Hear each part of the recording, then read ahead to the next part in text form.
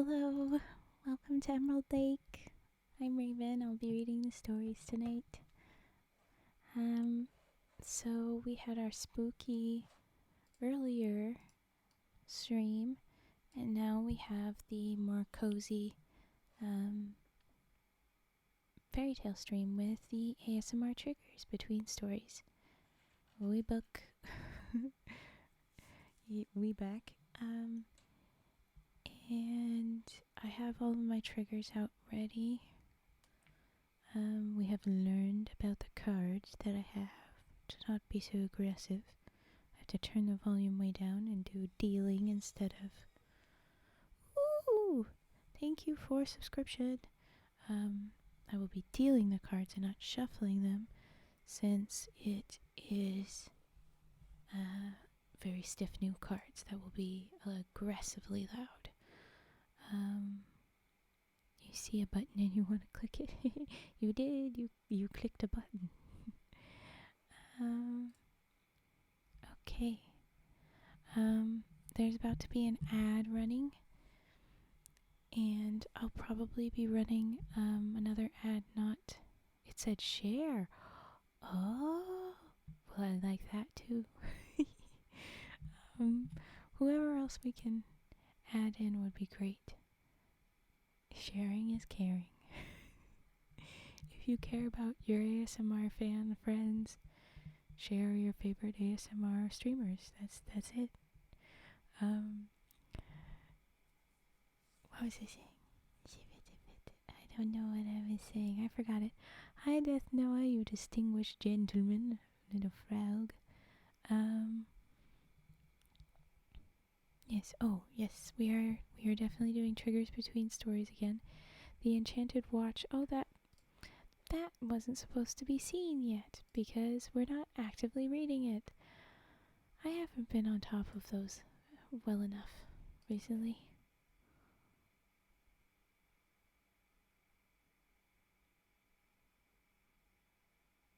Why do they all have... You're very right. That is odd. Why do they do that? What is the point of that? Why are we all me? Okay, good to know, Cage. Whenever you're ready to join, cheering is always great. Yeah, you'd think so. That's weird. You thought I knew? I know nothing. I'm so bad at this. The tech, why is this like that and how is this like that? No, I get help from somebody else on just about everything. You are all me.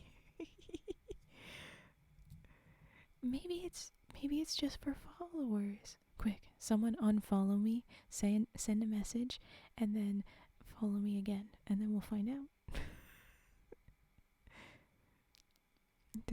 That's the best way to test it, as far as I know. The scientific method.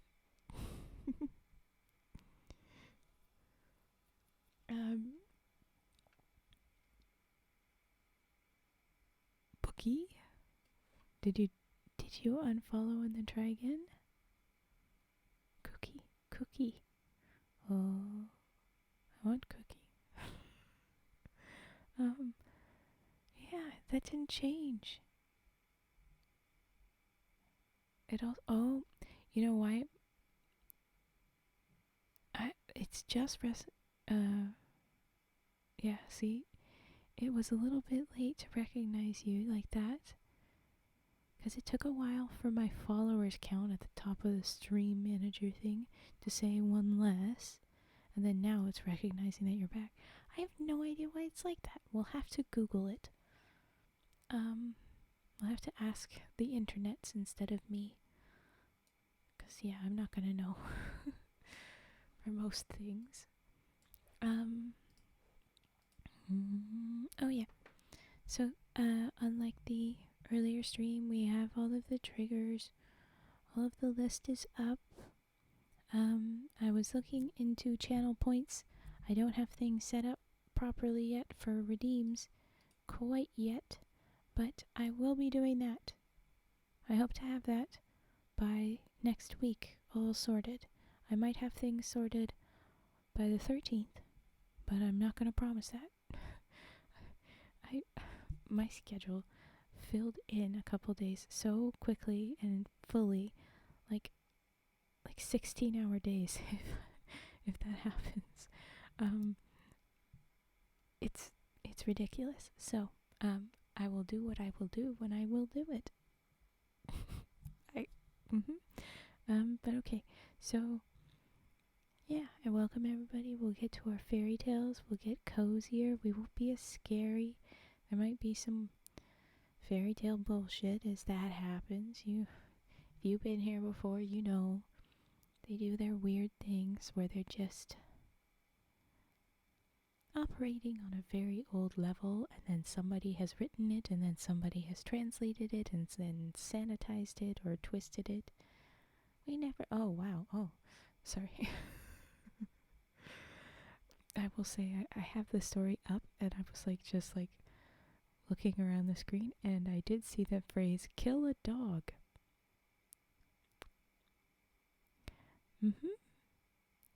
But it looks like they don't do it. Yeah. So not the dog, indeed. It does look like they don't do it from the thing, but I was just saying that it's like, oh, the stories will be not as scary, but they will still probably every once in a while have some nonsense. And look at that, some grade A nonsense. But we're gonna find out what it'll be. It does, again though, it looks like in the next line of text, not the next sentence, but it looks like the dog is fine and moves on everywhere else. Yeah, entreated them to spare it, so the dog do live. I can promise that one sentence will not end.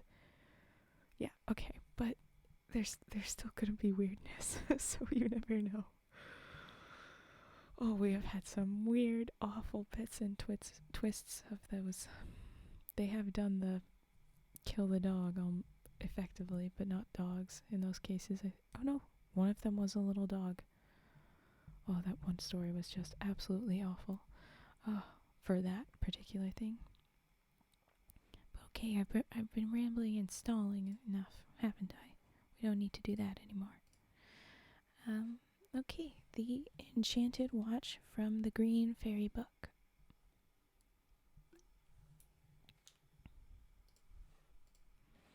Once upon a time, there lived a rich man who had 3 sons. When they grew up, he sent the eldest to travel and see the world. And 3 years passed before his family saw him again. Then he returned, magnificently dressed, and his father was so delighted with his behavior that he gave a great feast in his honor, to which all the relations and friends were invited. When the rejoicings were ended, the second son begged leave of his father to go in his turn to travel and mix with the world. The father was enchanted at the request, and gave him plenty of money for his expenses, saying, "If you behave as well as your brother, I will do honor to you as I did to him." The young man promised to do his best, and his conduct during 3 years was all that it should be. Then he went home, and his father was so pleased with him that his feast of welcome was even more splendid than the one before. The third brother, whose name was Jennick, or Johnny, which means this story doesn't even know what's going on, but okay. I have a feeling that it's like, it was Jennick, but then somebody along the line was like, that sounds, with a little, fancy text for ethnic. Let's change it. And then Johnny. But it looks like they continue with Jennick for the rest of the text. So his name is Jennick primarily. Anyway, he was considered the most foolish of the 3. He never did anything at home except sit over the stove and dirty himself with the ashes, but he also begged his father's leave to travel for 3 years. And his father says, Go if you like, idiot, but what good will it do to you? It doesn't even, like... Okay, literally how this sentence goes, I'll reread it. Okay. He never did anything at home except sit over the stove and dirty himself with the ashes, but he also begged his father's leave to travel for 3 years. Go if you like, you idiot, but what good will it do you? It doesn't even... It just, like, interrupts, and I like that. I like that kind of interruption thing, but I want it to be clear for you guys. Assumedly, Dad said that back to the son. The youth paid no heed to his father's observations as long as he obtained permission to go.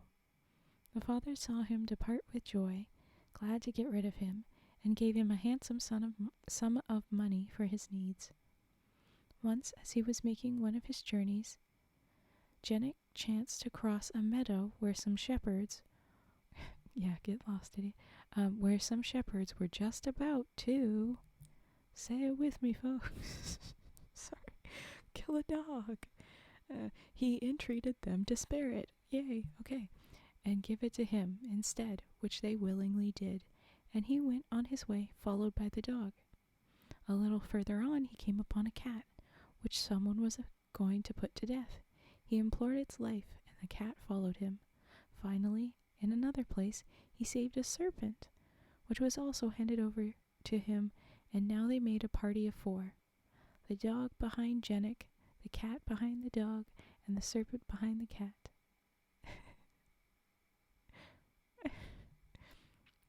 Then the serpent said to Jennick, Go wherever you see me go.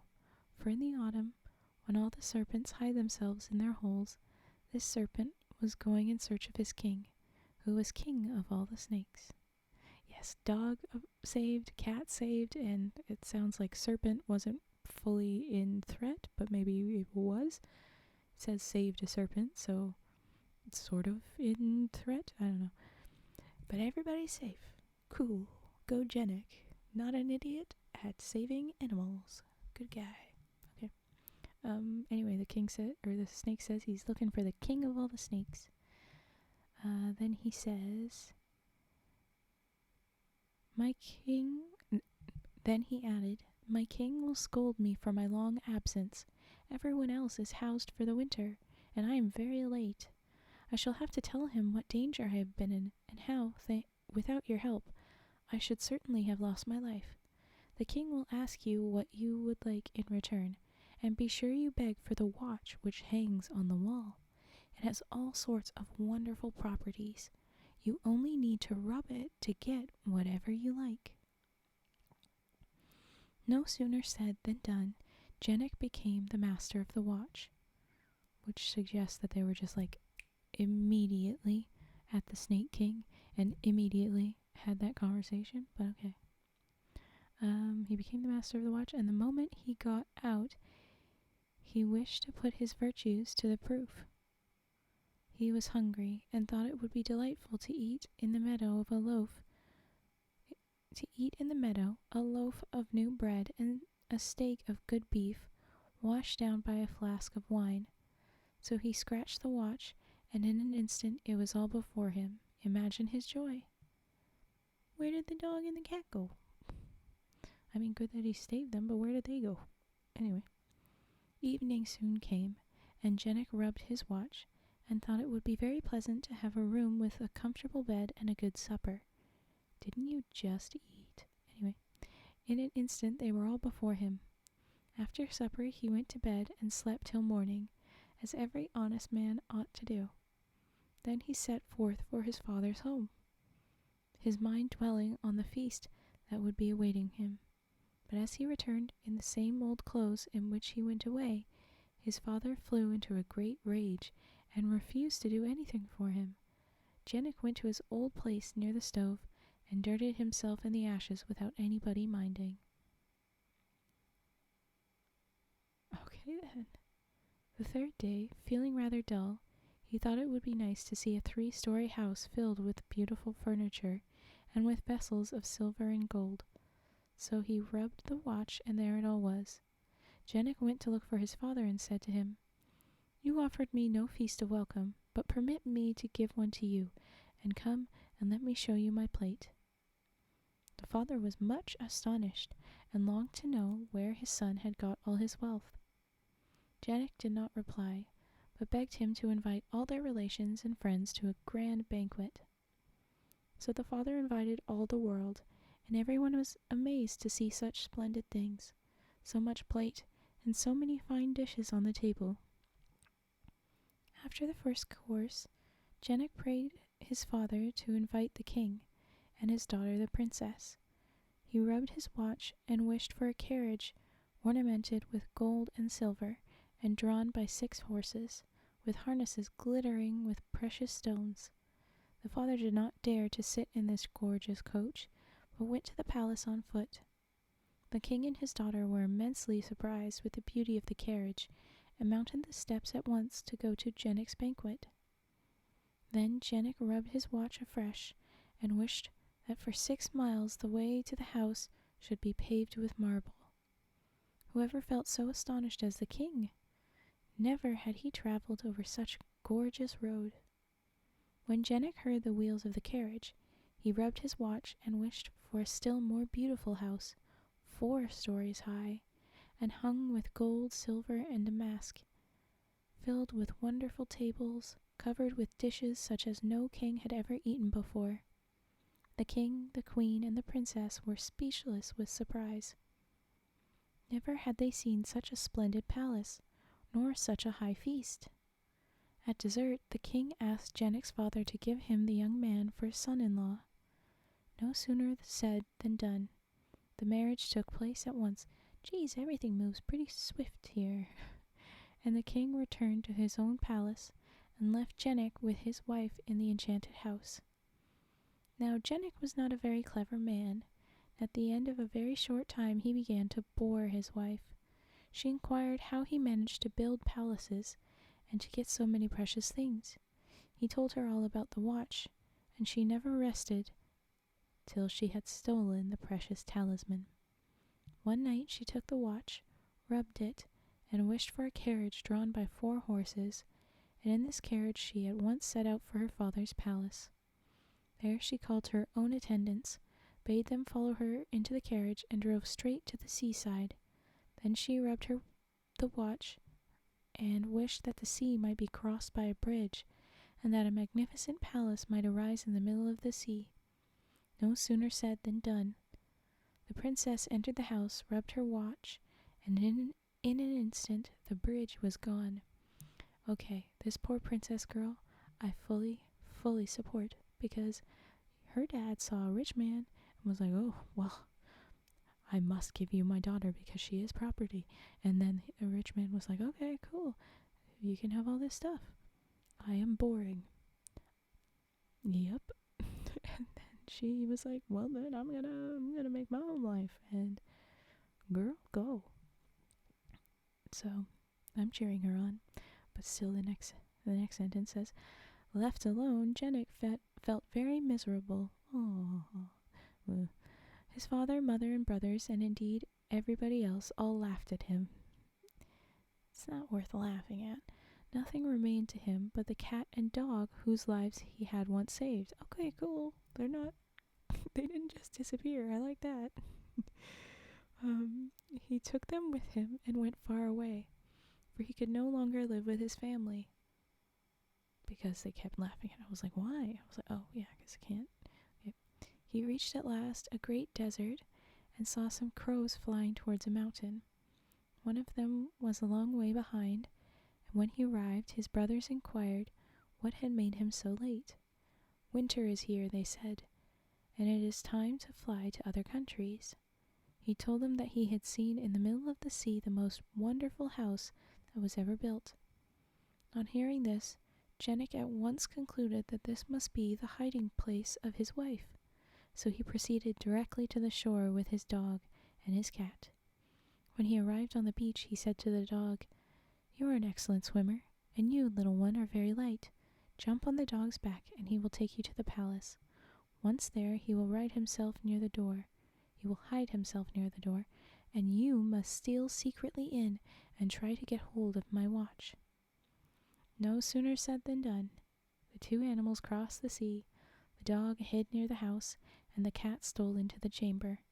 The princess recognized him and guessed why he had come, and she took the watch down to the cellar and locked it in a box. But the cat wriggled its way into the cellar, and the moment the princess turned her back, he scratched and scratched till he had made a hole in the box. Then he took the watch between his teeth and waited quietly till the princess came back. Scarcely had she opened the door when the cat was outside, and the watch into the bargain. The cat was no sooner beyond the gates than she said to the dog, "We are going to cross the sea. Be very careful not to speak to me." The dog, oh my gosh, the dog laid this to heart and said nothing, but when they approached the shore he could not help asking, "Have you got the watch?" The cat did not answer. He was afraid that he might let the talisman fall. When they touched the shore, the dog repeated his question. "Yes," said the cat. And the watch fell into the sea. Then our two friends began each to accuse the other, and both looked sorrowfully at the place where their treasure had fallen in. Suddenly a fish appeared near the edge of the sea. The cat seized it and thought it would make them a good supper.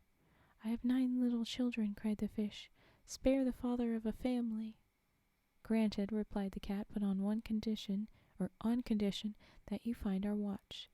The fish executed his commission, and they brought the treasure back to their master.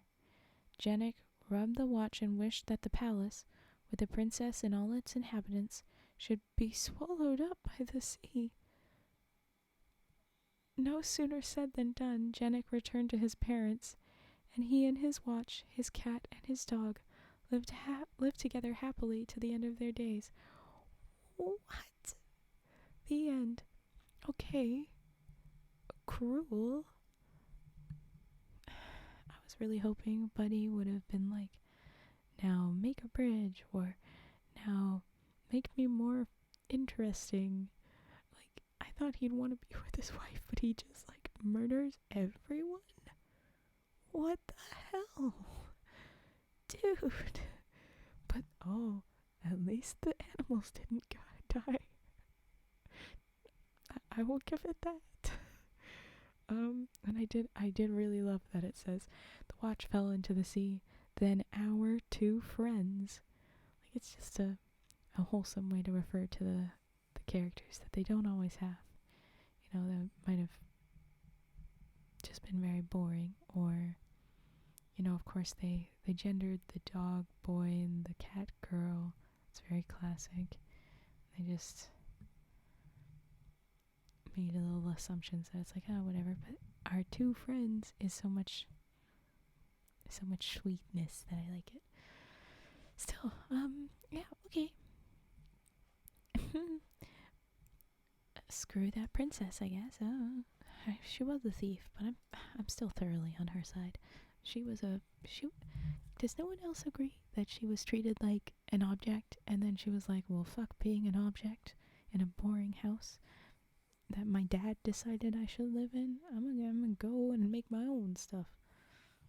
I think that's pretty cool. But alright,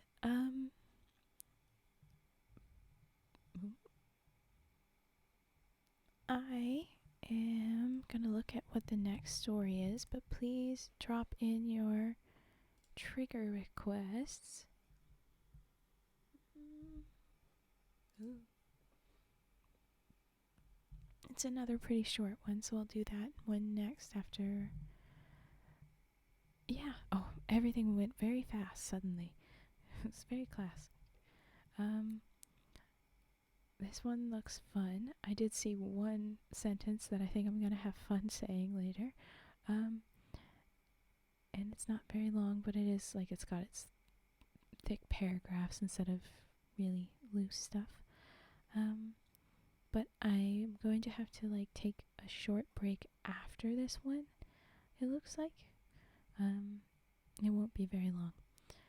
Okay, I was gonna jokingly say it was like those SpongeBob time jumps, 1 hour they do. Yeah, those are classic. Except these are just like, and done, and done. Everybody's just immediate. Feels more like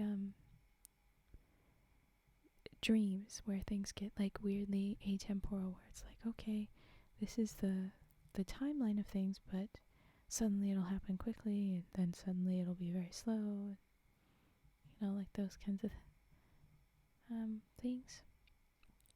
But anyway, please drop in some trigger requests, or I'm going to pick my own.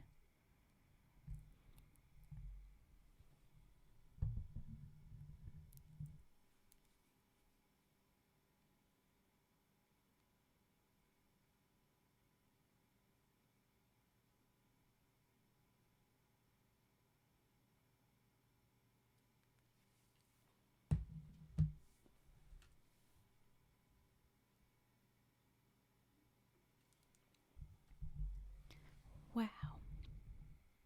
Ah, the keys. I was just gonna say, what is happening? Oh, keys and comb twig. Yeah, it's just like the tooths of a comb. I'll do it quickly. Yeah, you just. I don't know how else to describe, but that it is a twing, right? If you have a better name for it, that is more. Oh, what is word? Straightforward, or no? There's a more complicated word I was thinking. That if you have a more direct word, I will use it. But okay, we're gonna go with keys first up because that one came in first. Thank you, tetrahedron.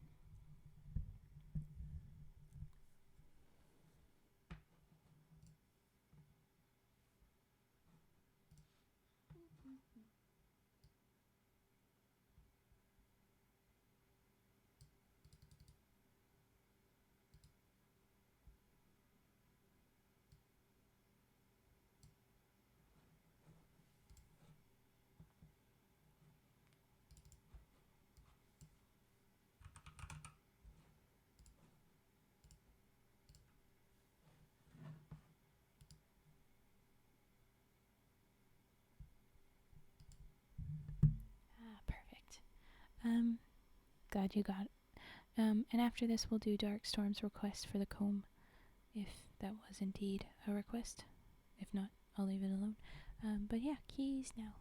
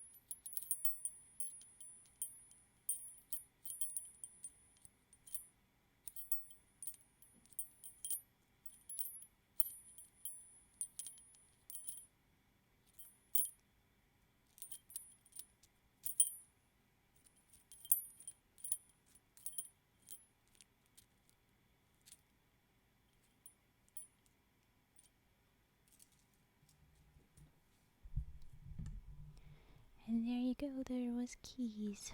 But now we'll go to the comb twing. And I'll make sure socks rustle. Yeah, it's just, I wanted to say it's little sticks, but it's not like aggressive. It's kind of similar to the way I play with the keys here and some of my other stuff. It's very gentle, little moves around, kind of like you're just fiddling with it as opposed to trying to do something specific. Very soft. Anyway, yes, comb, and I shall let you hear the keyboard a little bit.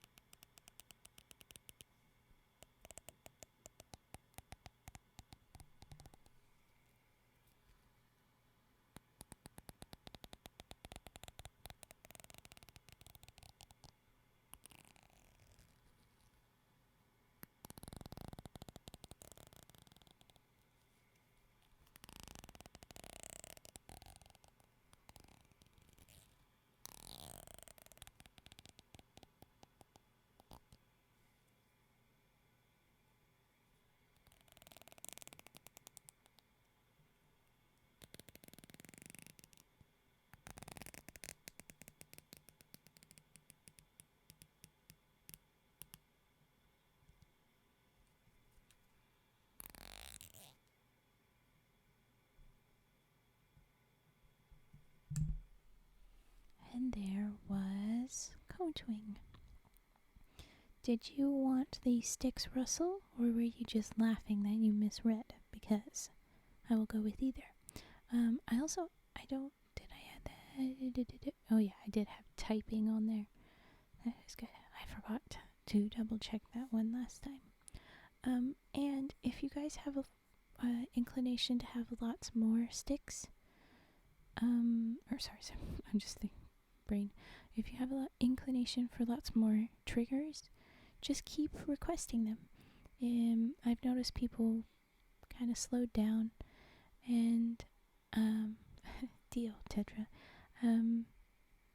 So I've been just kind of moving towards the stories after just a couple, and then sometimes people are like, we can just keep going with the stories, really, they're fun. But whatever you request, I will follow along with.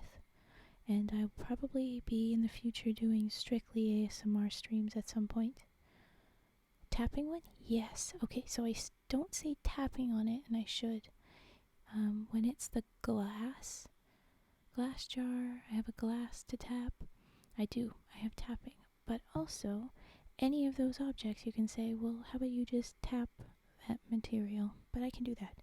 So I can do sticks, and then how about I do the glass jar tapping or anything else you request. Like I've got my singing bowl, so that's like a brass, and I can just tap the brass. Okay, anyway, I'll do sticks, and then we'll move on to whatever tapping you decide upon.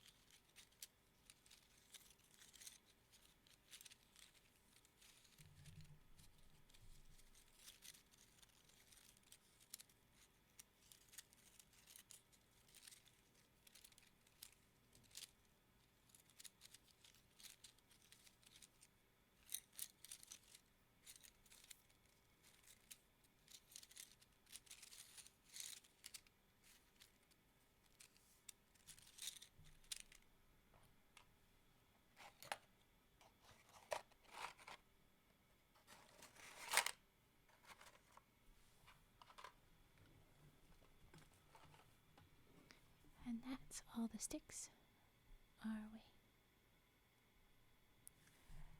Aha! You're trying to wonder what kind of sticks I've got.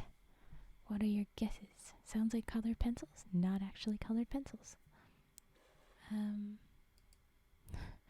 Wow, this is an interesting thing to flag. They flagged that message. Wow. Anyway, thanks for joining. Hi, David Kuhai. We're doing some sounds and we're about to get back into story soon, probably, but I'm gonna do some glass tapping next. Hello. Hello. So I will just be.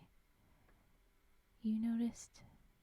Oh, yeah, that they flagged that. It's interesting. What would your? If anybody else has a guess, I'll let you guess first. But I can tell you what the sticks are in a second. I'm trying to build intrigue since you were curious. Anyway, I'll start typing out the glass though.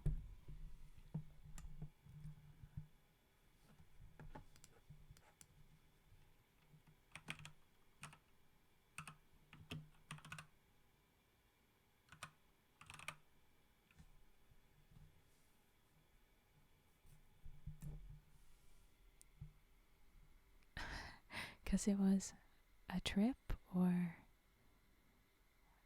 I'm so curious what that is. But okay, I'm gonna do the glass tapping, and I will go ahead and spoil now the curiosity. Popsicle sticks. They're just popsicle sticks. Sticks is right in the name.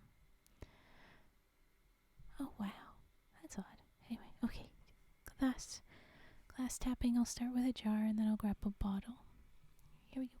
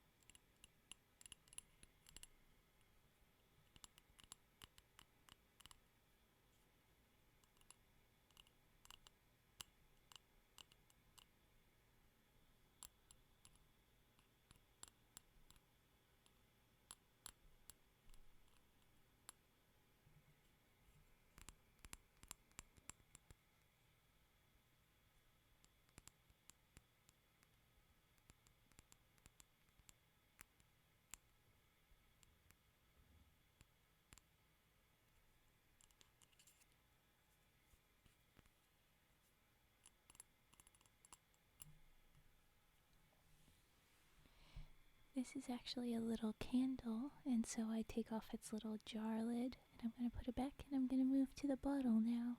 But I see you like the tappy taps, so now you know that that is the candle, if you want to request the candle again.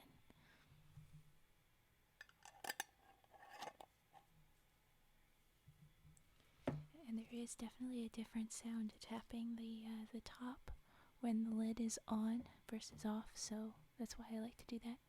Hello, Lottie Neck. We are just doing some tappings, so enjoy.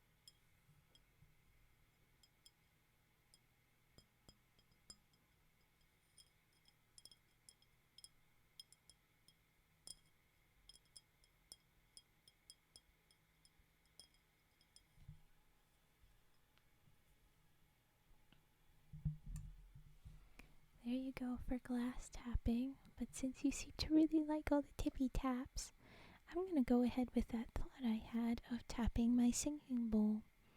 I figure I can also tap my singing frog. Whenever they're like a hollow of whatever that texture is, they're fun. So I'm gonna go ahead with singing bowl taps, and then whatever else you may request. And whenever y'all are ready, you can request the next story. So yeah, there you go. Next.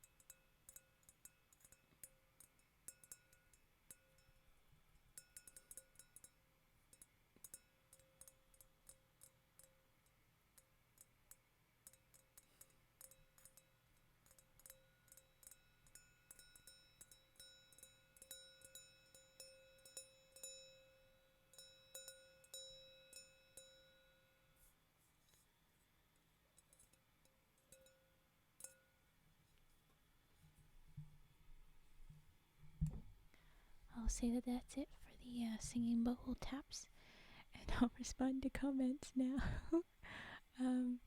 Yeah. So, like I said, I'm trying to work on the redeems. We'll get the channel point stuff sorted soon. All right, I should do that. I'm glad you like it. Okay.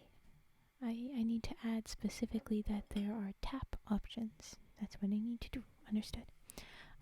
I have the menu up there like that because I definitely ought to make it more legible. It's very clear. I need to make it more legible.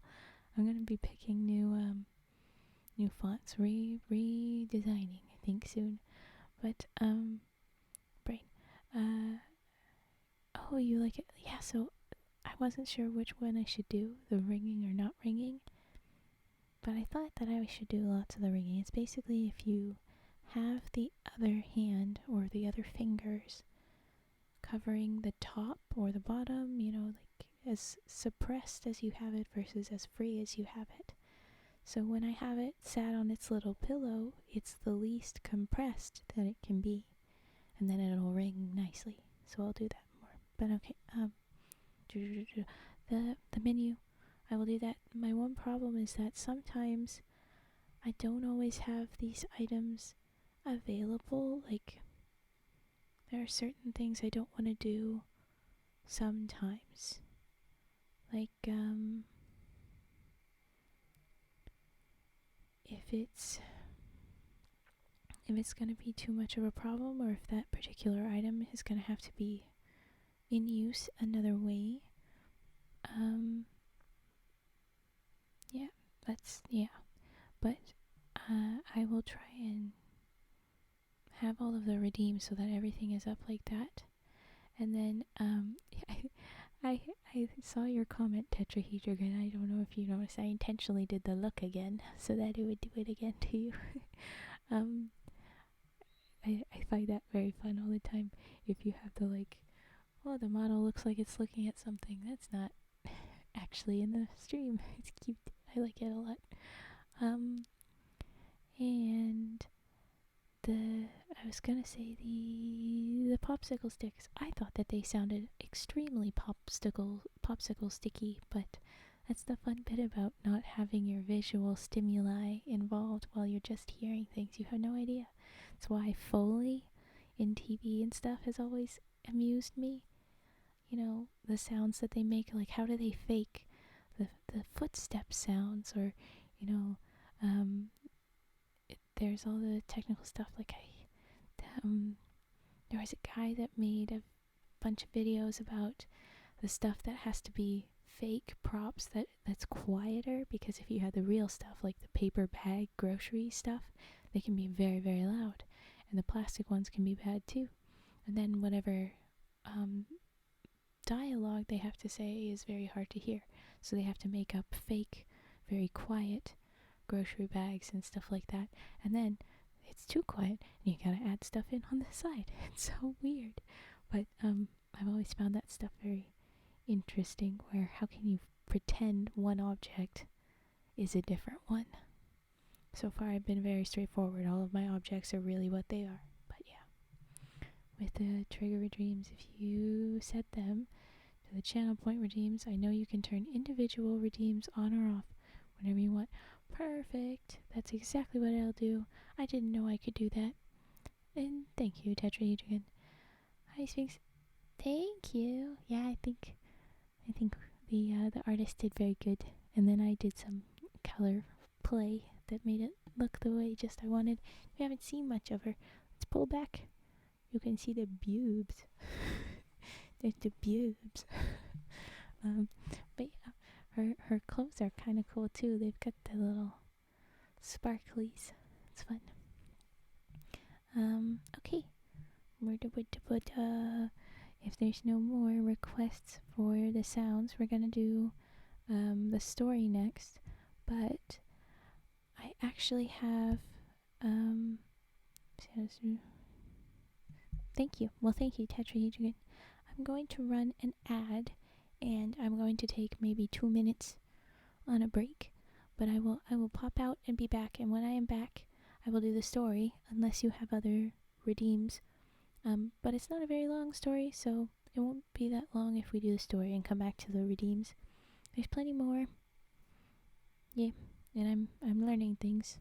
If there's more redeems that aren't listed, you can tell me that, well, this is a common one that you might want to add, and I'll be like, okay, I'll make sure I figure that out if I have to do it a different way or whatever. But yeah. Alright, I will be right back. Okay.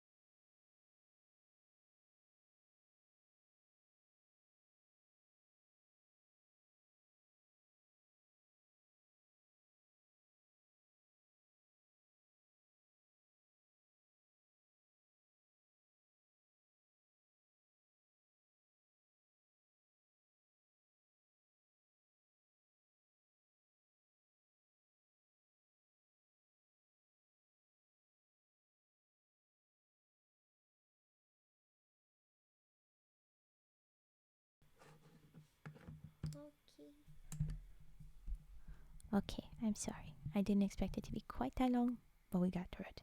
Alright, I am back, and I will. When we don't want the trigger thingy, we want the now reading on, and I need to say what we are reading. Right. It is called Rosanella. Whatever Rosanella is. Some of these more, like, obscure stories, I want to find out what somebody to say, like, hey, that's one that I was told when I was little. I've got this old weird ass book. I'm really hoping that. Maybe from someone, like, it would be probably pretty reasonable to expect that from someone from a small European country kind of a vibe, because that's where some of these start. But we did have one that was like fairly big in Spain, but doesn't seem any of you are Spanish, so it wasn't relevant. That was the little medio pollito yesterday, right? But yeah, okay. Here is. What? Here is. Oh, change.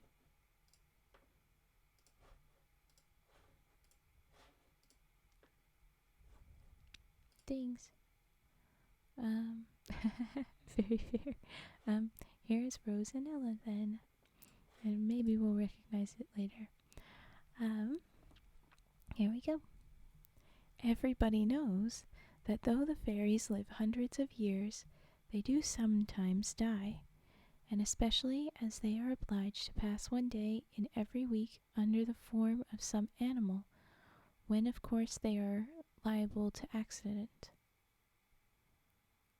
I don't know how that sentence made sense, and I'm going to reread it in my head a couple times and then try and say it again.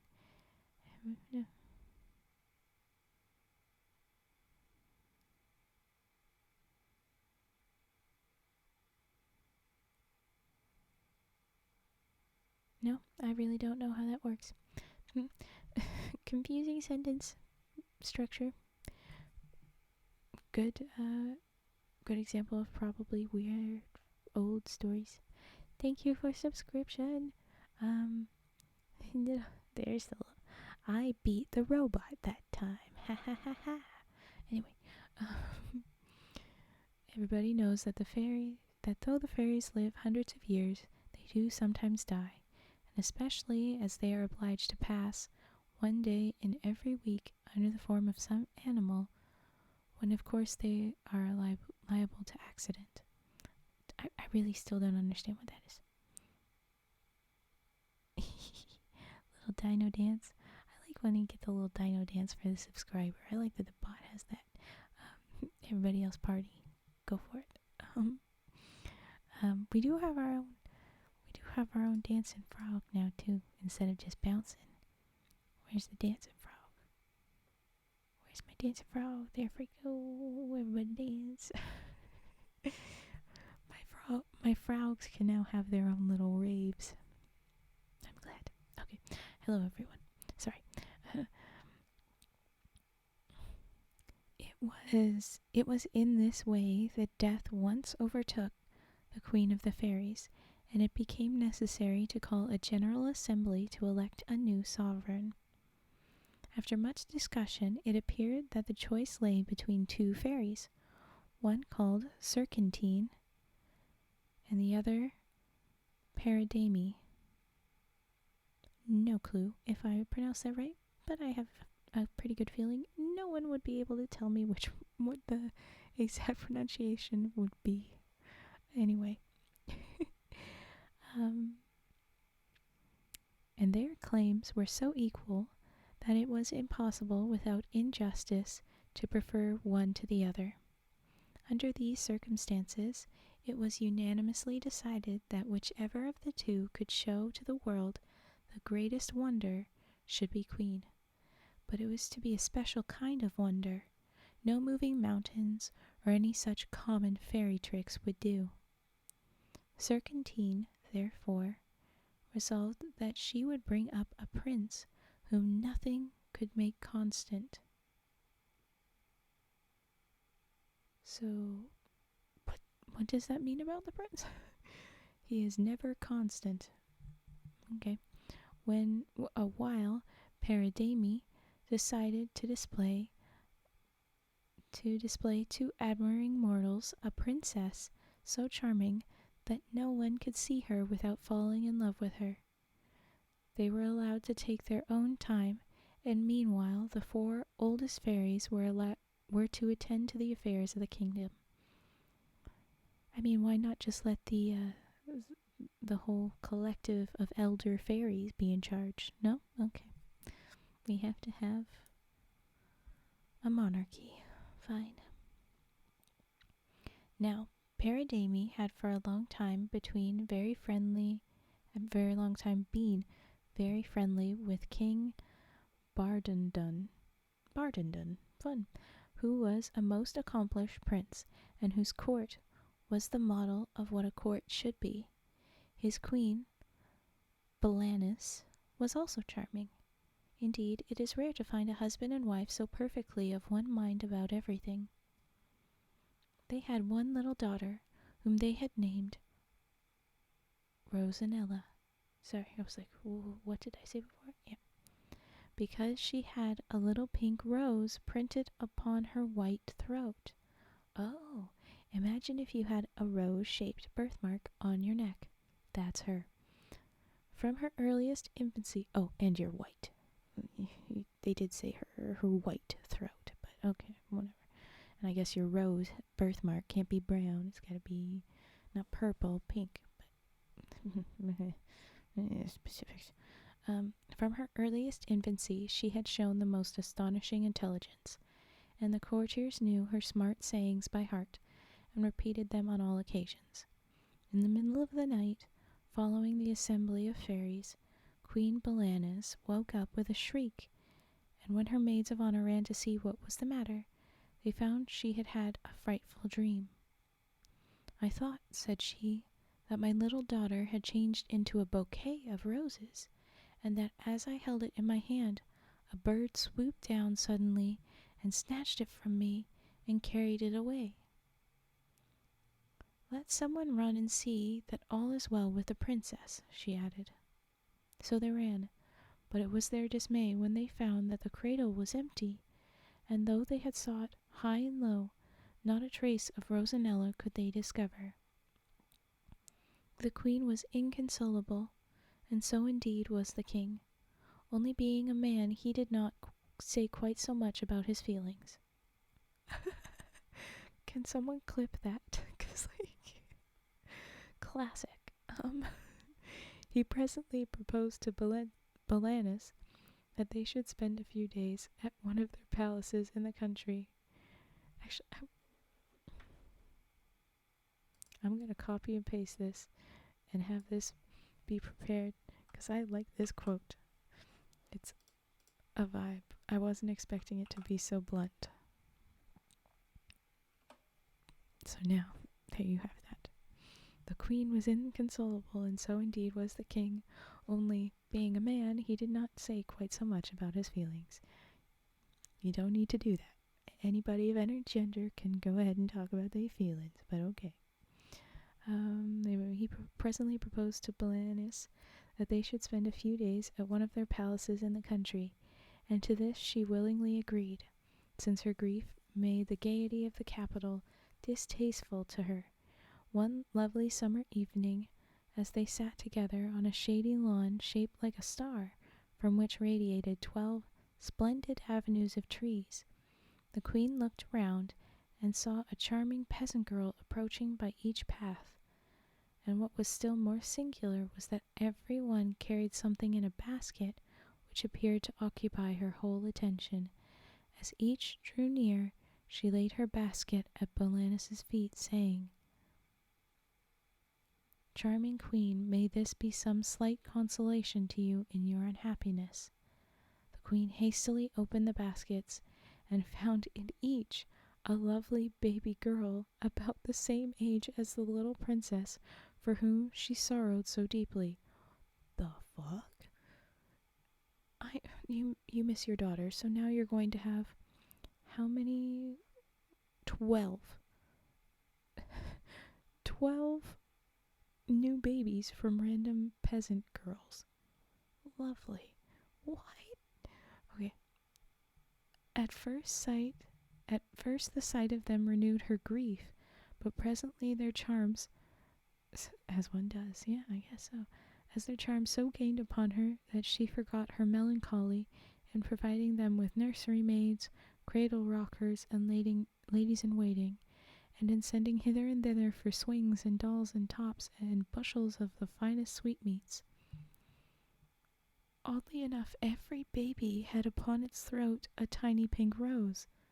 The fuck? The queen found it so difficult to decide on suitable names for all of them that until she could settle the matter, she chose a special color for every one, by which it was known, so that when they were all together they looked like nothing so much as a nosegay of gay flowers. A nosegay of gay flowers. I'm pretty sure a nosegay is something that you might call a bundle of flowers, like a bouquet, because it's a bunch of sweet smells. It would make your nose happy, but back then, nosegay. Nearly.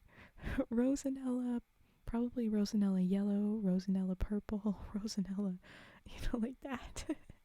But I guess so. What a time. As they grew older, it became evident that though they were all remarkably intelligent and profited equally by the education they received, yet they differed one from another in disposition so much that they gradually ceased to be known as pearl or primrose or whatever might have been their color, and instead the queen instead would say, "Where is my sweet?" or "my beautiful," or "my gay." She named one of her adopted daughters Gay.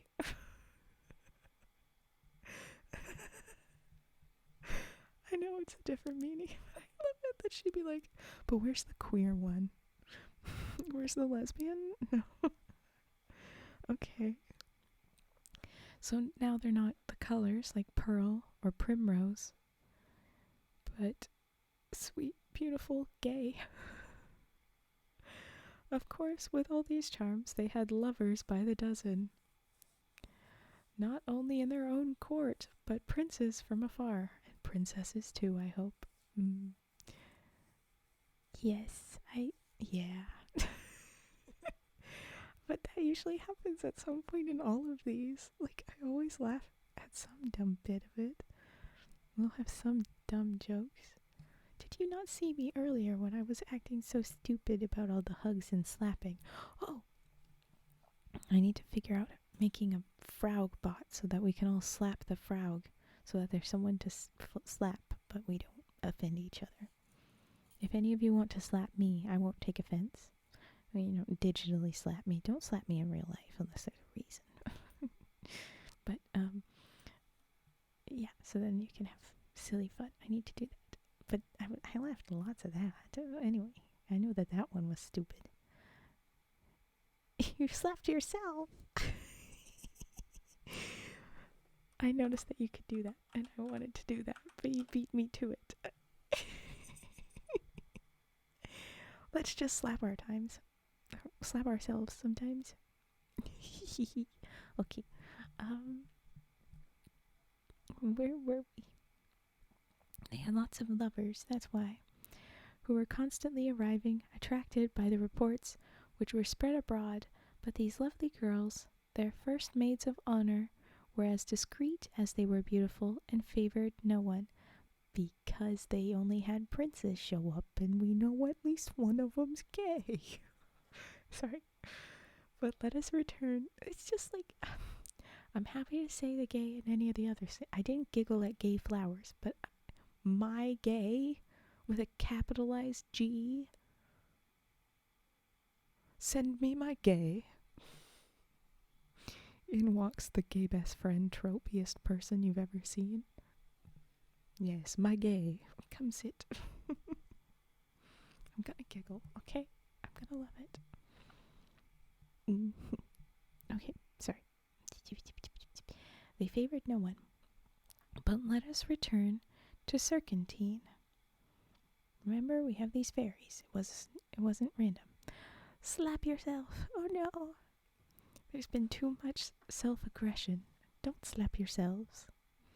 We need to have a frog to slap. We do.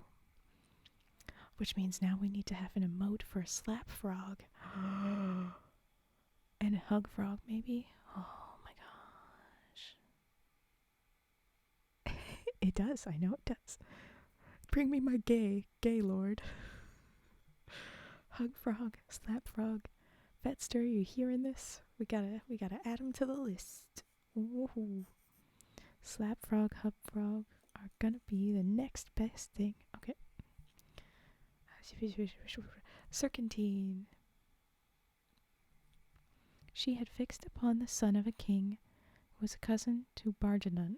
I'm gonna interrupt here. That anybody else have a feeling that Parademi, the other fairy after the queendom, was gonna because she was the one that was looking after a princess. She said that she would have a princess so charming no one could see her without falling in love with her. Right? Maybe that is our original Rosanella. Maybe.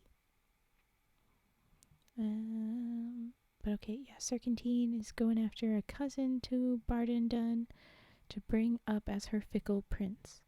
She had before, at his christening, given him all the graces of mind and body that a prince could possibly require, but now she redoubled her efforts and spared no pains in adding every imaginable charm and fascination, so that whether he happened to be cross or amiable, splendidly or simply attired, serious or frivolous, he was always perfectly irresistible.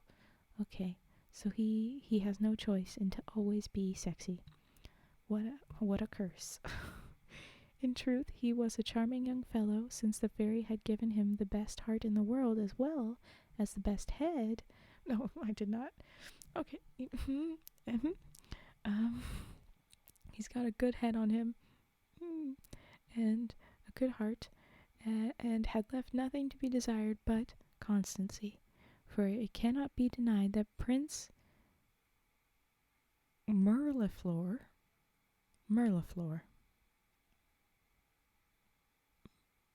these are just such fun names, Mirliflor was a desperate flirt and as fickle as the wind, so much so that by the time he arrived at his 18th birthday, there was not a heart left for him to conquer in his father's kingdom. They were all his own, and he was tired of everyone. Things were in this state when he was invited to visit the court of his father's cousin, King Bardendun. Okay, I have a guess at how this is gonna go. They're paired, obviously from the start, the fickle prince and the perfect princess, the two fairies trying to make a queendom. Those two are gonna end up together, because of course. But so there's a bunch of Rosanellas for this prince. For whatever reason, there is 12 of her now, and they really are the same person, just slightly changed, so that he could be like, ooh, I love you. Ooh, I like this other you. Ooh, can I be with the gay you? Whatever he chooses, which now makes me think gay could just be a gender fluid one. That would be fun. Any other kind of gay. Doesn't have to be a lesbian. Anyway, the prince is a Rizlord, and if you didn't pick up on me, that the fairy had given him the best head.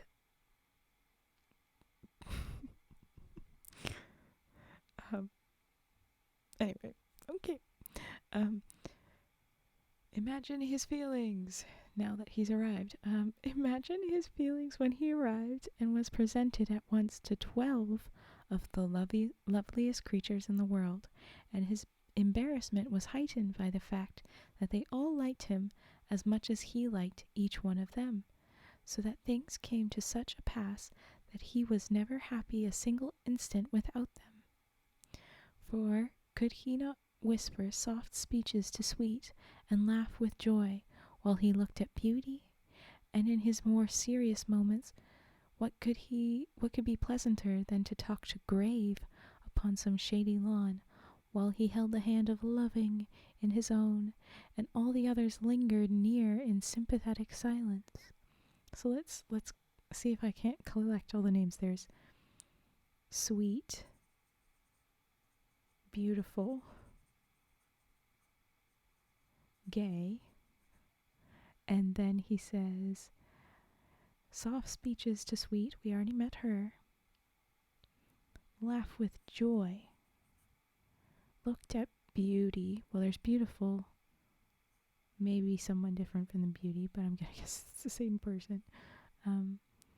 Serious moments with Grave. And then hold the hand of Loving in his own. And all the others lingered near in sympathetic silence. Ooh. Sus emote. How would you design a sus emote? Let's sus frog. That would be fun. Sweet, beautiful, gay. Should clip that out of context. No, it's perfect. He loved sweet and beautiful and gay. Okay. Yeah, we have sweet, beautiful, gay, joy, grave, loving. That sounds like it's all one description of a type of loving. That sounds cool. But okay. So he could do all the different things with all the different ladies. For the first time in his life, he really loved, though the object of his devotion was not one person, but 12, to whom he was equally attached, and even Serpentine was deceived into thinking that this was indeed the height of inconstancy. But Paridamie said not a word, because she knows that it's one girl. I just know it. In vain did Prince Mirliflor, in vain did Prince Mirliflor's father write commanding him to return, and proposing for him one good match after another. Nothing in the world would tear him from his 12 enchantresses. One day the queen gave a large garden party, and just as the guests were all assembled, and I don't know which queen this is, but it's probably the queen, Rosanella's mom. They were all assembled, and Prince Mirliflor was as usual dividing his attentions between the 12 beauties. A humming of bees was heard. The rose maidens, fearing their stings, uttered little shrieks, and fled altogether to a distance from the rest of the company. Immediately, to the horror of all who were looking on, the bees pursued them, and growing suddenly to an enormous size, pounced upon a maiden and carried her off into the air, and in an instant they were all lost to view. This amazing occurrence plunged the whole court into the deepest affliction, and Prince Mirliflor, after giving way to the most violent grief at first, fell gradually into a state of such deep dejection that it was feared if nothing could rouse him, he would certainly die. Jesus, giant bees, taking 12 princesses, specifically them, away. Upsetting. Ugh. Serpentine came in all haste to see what she could do for her darling, but he rejected with scorn all the portraits of lovely princesses which she offered him for his collection. In short, it was evident that he was in a bad way, and the fairy was at her wits' end. One day, as he wandered about, absorbed in melancholy reflections, he heard sudden shouts and exclamations of amazement, and if he had taken the trouble to look up, he could not have helped as being astonished as everyone else, for through the air a chariot of crystal was slowly approaching, which glittered in the sunshine. Not the bees. 6 lovely maidens with shining wings drew it by rose-colored ribbons, while a whole flight of others, equally beautiful, were holding long garlands of roses crossed above it, so as to form a complete canopy. In it sat the fairy Paridamie, and by her side a princess whose beauty positively dazzled all who saw her. At the foot of the great staircase they descended and proceeded to the queen's apartments. Though everyone had run together to see this marvel, till it was quite difficult to make a way through the crowd, and exclamations of wonder rose on all sides at the loveliness of the strange princess. "Great queen," said Paridamie, "permit me to restore to you your daughter Rosanella, whom I stole out of her cradle." After the first transports of joy were over, the queen said to Paridamie, "But my 12 lovely ones, are they lost to me forever? Shall I never see them again?" But Paridamie only said, "Very soon you will cease to miss them," in a tone that evidently meant, "Don't ask me any more questions." And then mounting again into her chariot, she swiftly disappeared. Okay. The news of his beautiful cousin's arrival was soon carried to the prince. Oh yeah, did we forget that they were related? Fun! But he had hardly the heart to go and see her. Where's the sick frog? Because all of this is, of course, where is my sick frog? What happened to my barf frog? Where is he? Did my sick frog disappear from my little thing? There he is. Glad you have him.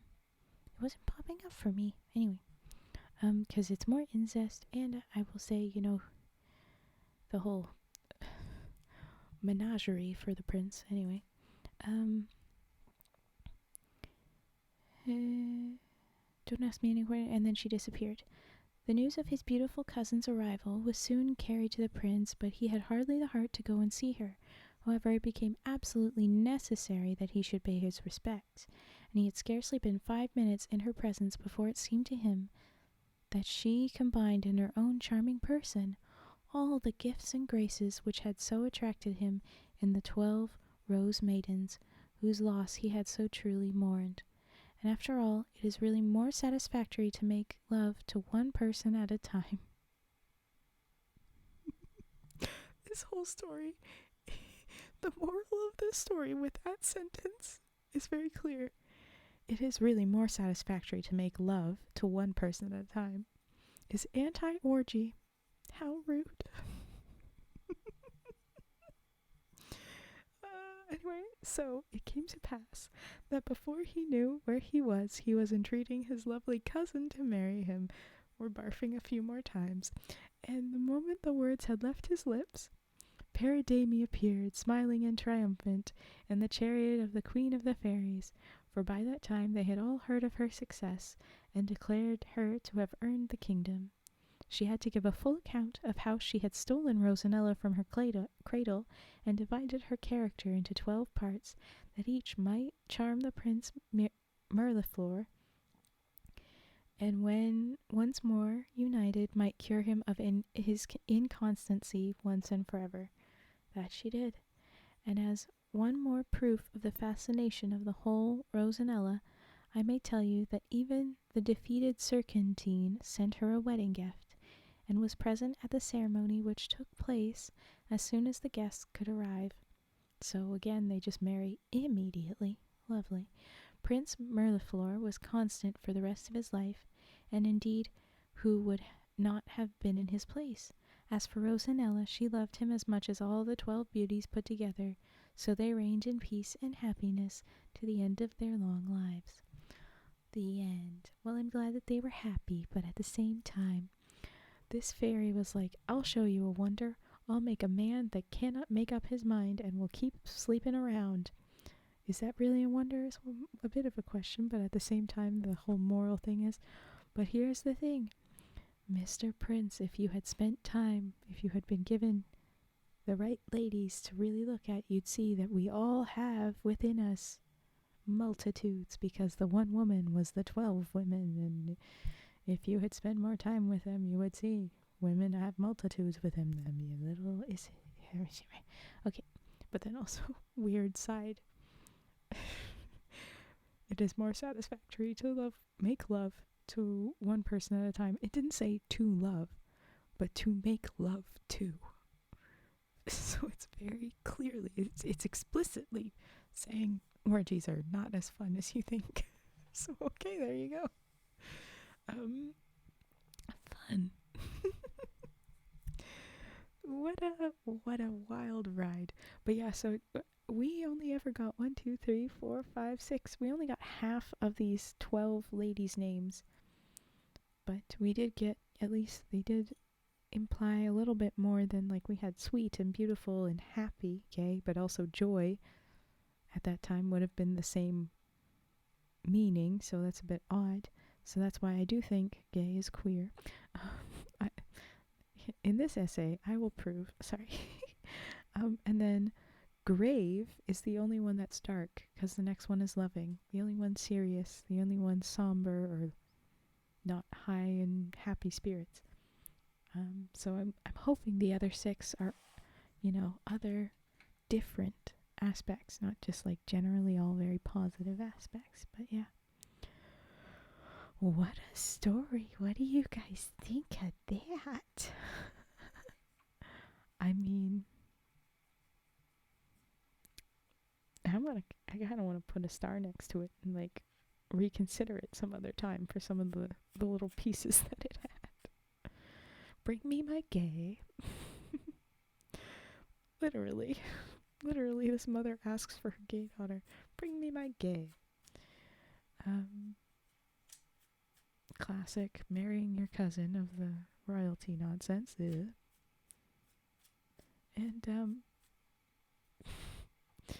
an endorsement for monogamy after seemingly endorsing polygamy for quite a while. Fun. Do. Rosanella. Alright. If anyone has any trigger requests, this is the time.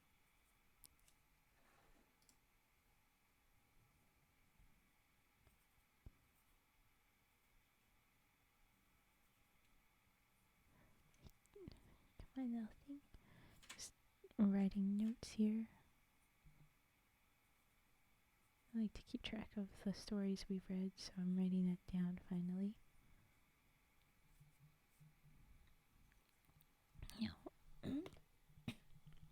Alright, my voice was weird there when I was about to say it, but alright. I was just about to just pick one, but perfect timing. Ooh, my sticks box fell. Didn't fully fall over, but it fell. I will go ahead with the dice then. That sounds great. On my trip, I think I told people that I was, I had multiple dice sets and I was going to bring them to my friend when I went on my trip, and I did. They were very appreciated.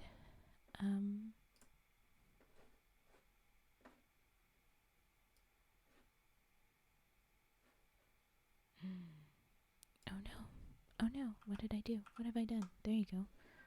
That's not what I wanted. Okay, there you go. And then this thing. That's what I need to change. Ah. Don't ruin everything, Raven. Okay. There we go. Dice. I'll put down my mic.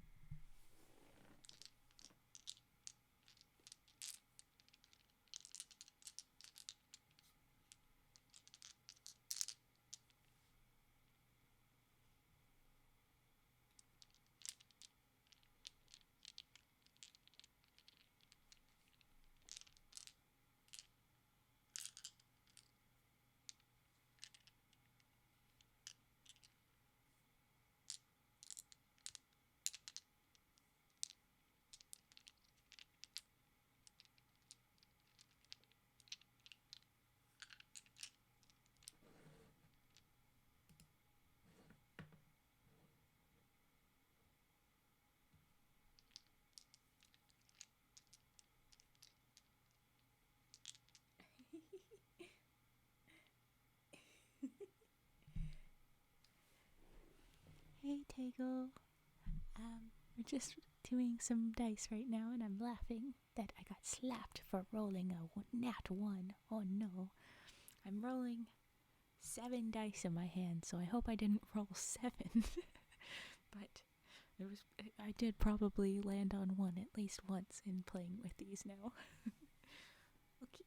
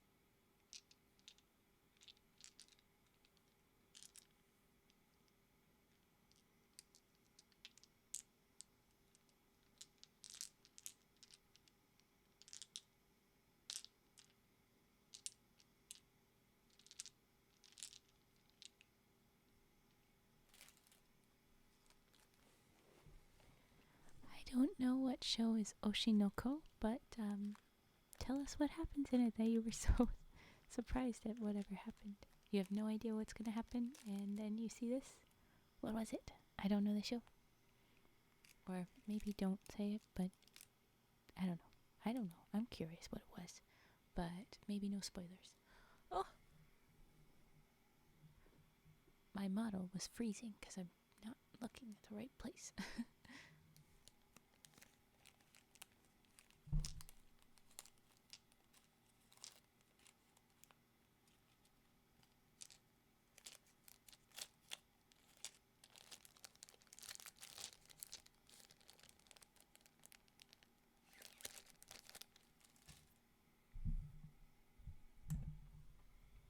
Yes, how? How does it get heavy? What do you mean by heavy? Do you mind? What kind of heavy? Emotionally?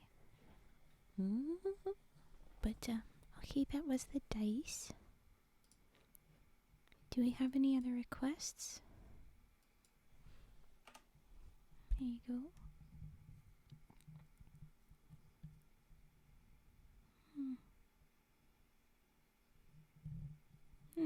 Well, okay. Well, I know then that, let me look at it. Oshinoko is a lot to handle very quickly then. Okay, good to know. Haven't got any other trigger requests just yet. I'm gonna quickly look at how long the next story is because I don't know what the next one is, and I'll figure out. Well, that one's probably good. Yeah. If no one's going to request anything, I will just pick. Okay, I'll do some humming. used to be a favorite, so I figure that one's not a bad choice.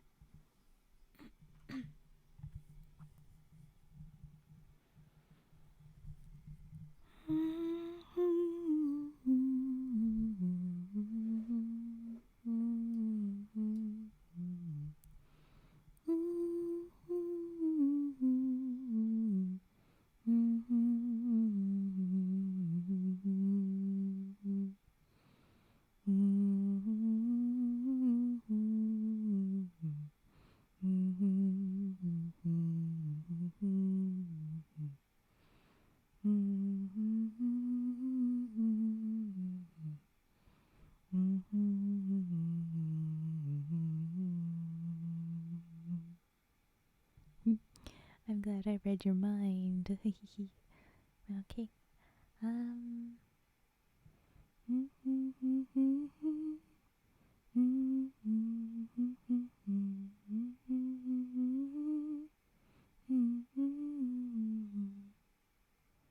I'm not sure how your mood would stop you. I just don't know. But then look at us all being on the same wavelength. If humming is bad for your mood, let me know. But happy to hum. Happy to hum. Okay.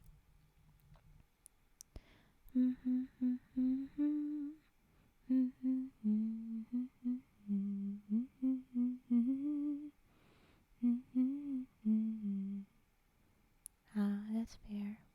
Well, I'm sorry to hear that you've got that little storm cloud over you right now. But hopefully you can just kind of leaf through it. Wow, I really am on Tetrahedron's brain right now. Like, we're just sharing that brain cell, I guess. Good luck, Cage. I hope you feel better soon.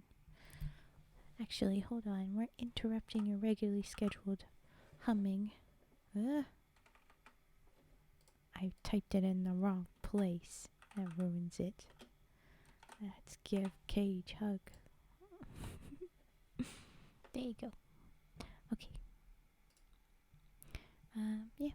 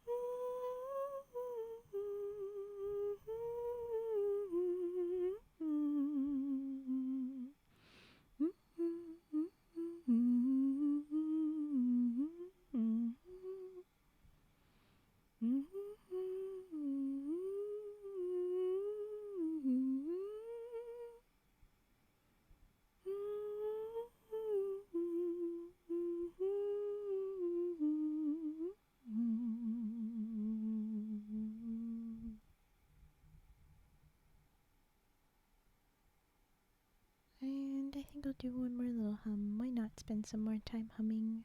We had multiple people that wanted it after all.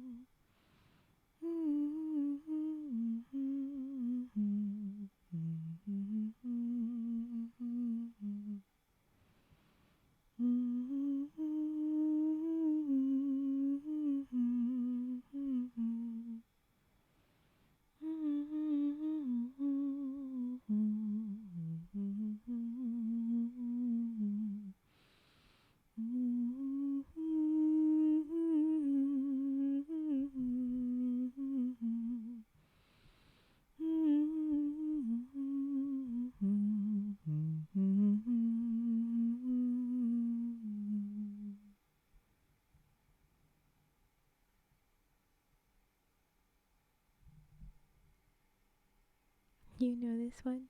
I'll go again.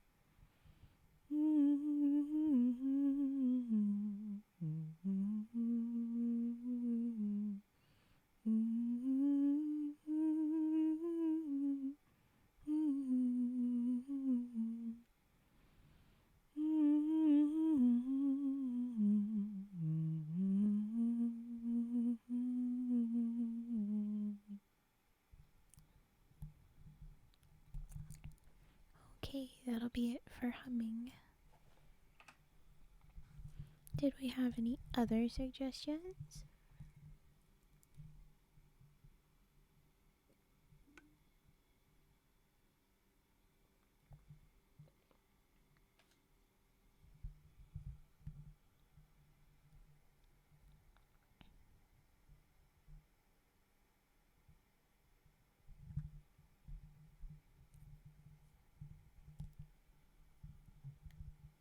Sorry, my little mic in my hand being noisy as I grab it.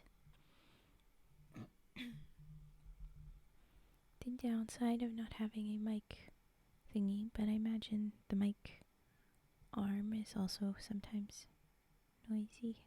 Singing Frog? Ooh, with like he's just still there, and then there's little musical notes coming out of his little face. So many fun. Okay. Paper. We have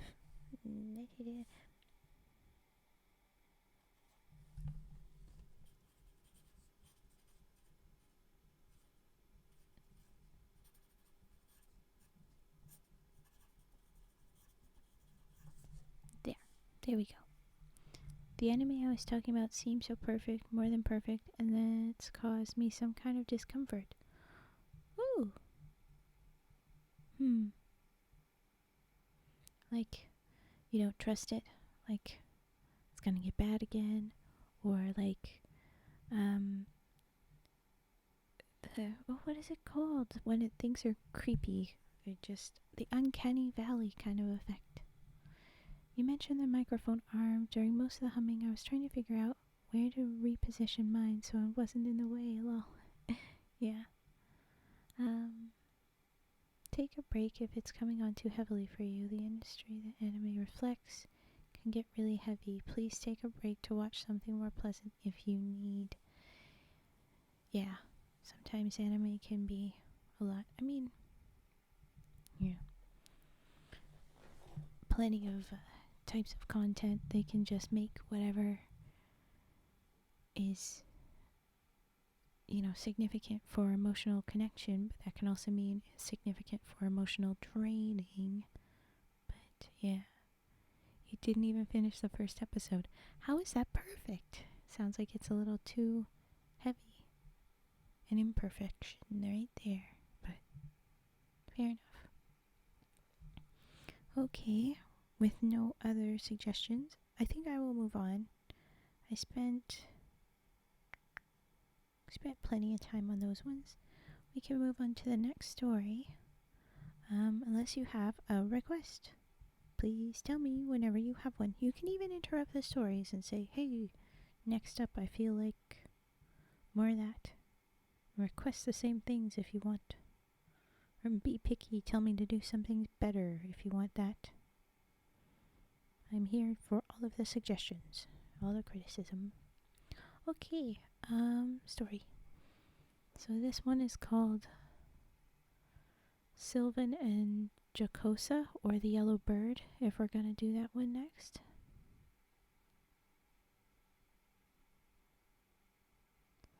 There's babies in it, and the babies are cute. Okay. Maybe because it'll become bad. Yeah.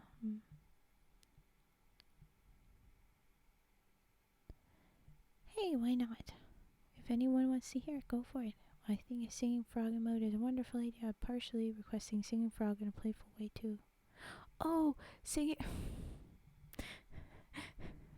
I get it now. Yes, that's it. I was being dumb. I should have known. I'll do the singing frog next. You got it.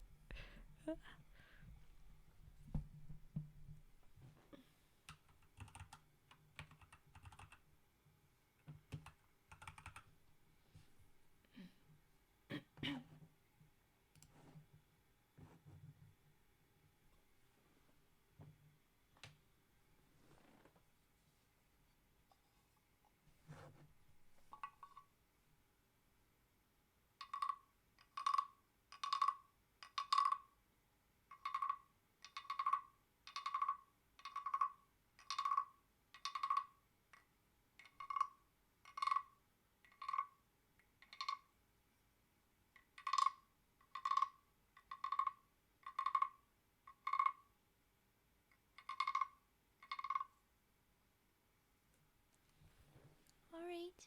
Good night, Tego. We'll see you another time. And okay, comfy. And cooperate. There. My model was just very weird, wasn't she? Looked like she has her face right up. Ooh, there she is. Yep. Okay, go away. Don't do that again. Alright.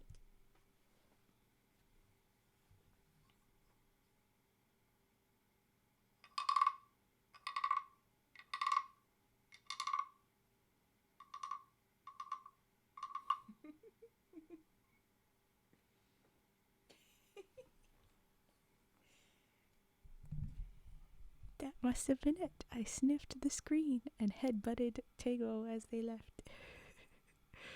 Clearly that's what I did. Alright, I'll try and focus. Frog.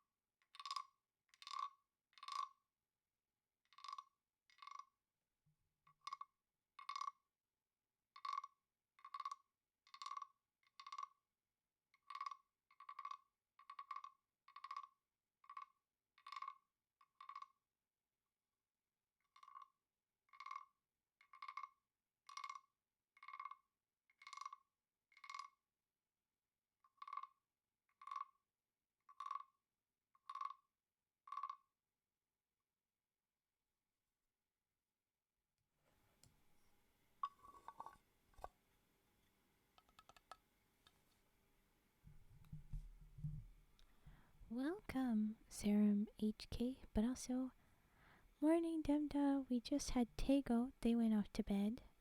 They left, and but welcome into you.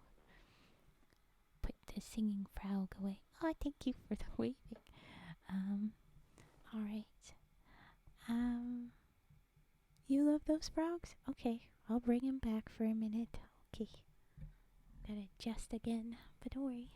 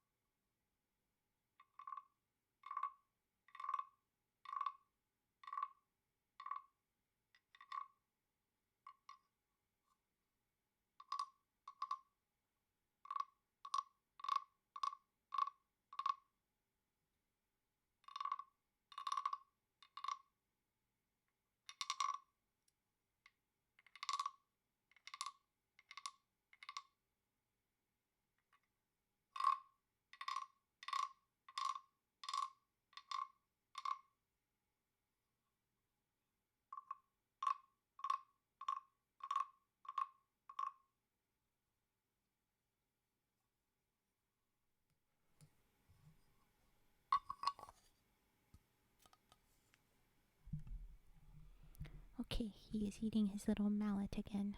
We will go back to shelf. I'm tapping him just because I think he's being very cute. I don't know why. That's the best frogs you've got. Well, I mean, if you subscribe, you will get a bunch more frog emotes, but the frogs are good. I like your little frogs. They're good. It's funny to see them. I see them in OBS. There's a chat window, and then I see the Twitch chat, and so I'm seeing two very different frog looks, and and then their little tiny window on my stream preview. That one looks most like the stream chat as it would. But okay.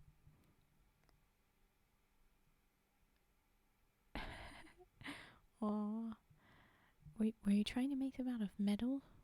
Because I imagine that would not be as easy. But the shape-shifting frogs? Ooh. But what? Oh, I bet you could use any wood. The difficulty to them is that, they've got to be thick enough to stick together and such, but then be hollow. And you got to be careful with that carving. Ugh.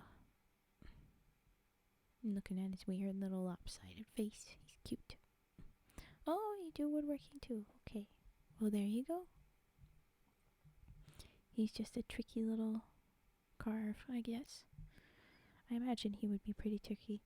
Carving a wooden instrument, a musical instrument, you gotta be careful. You want it to sound right. Might end up with a very uncomfy sound. Yeah. Anyway, okay. Well, that was our singing frog. And I stand by that it was on me to not understand that you were requesting a singing frog because I had forgotten, because we had been humming. That's why I didn't realize it was singing frog. When you said frog, Cage, I just assumed frog was frog. Because, I didn't put it together. It's fine. Our brains weren't on the same page that time. Disappointing. Ugh, sorry. But okay, do we have any other requests?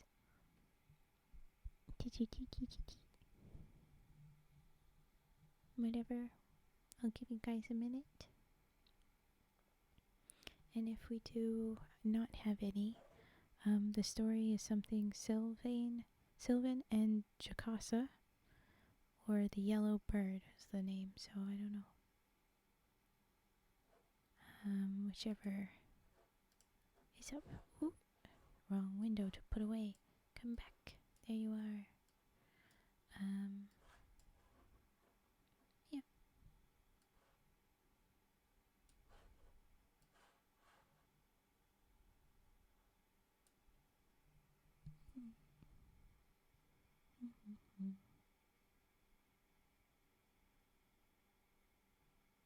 Wait. I'm remembering. Someone said something about scratching. I know they did. I remember seeing that. Oh my gosh. When did I see that? Do you like scratching? Tago! And Tago already left. Darn. I guess that would be like... Yeah, just scratching a little... The mic foamy. That would be... Or I scratch something else. I don't know. Is that what that would be? I don't know.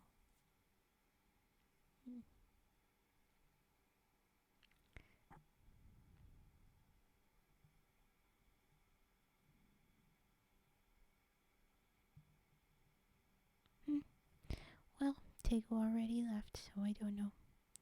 But okay, looks like we've got no suggestions, so I will move to the story.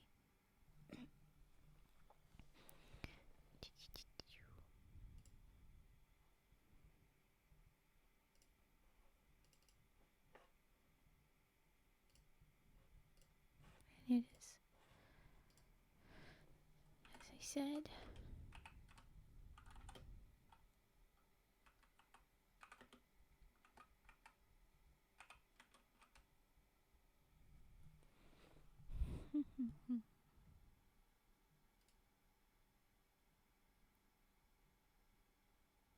Shame get have 'em all night. Alright. I'm not sure I follow that sentence. But that's okay.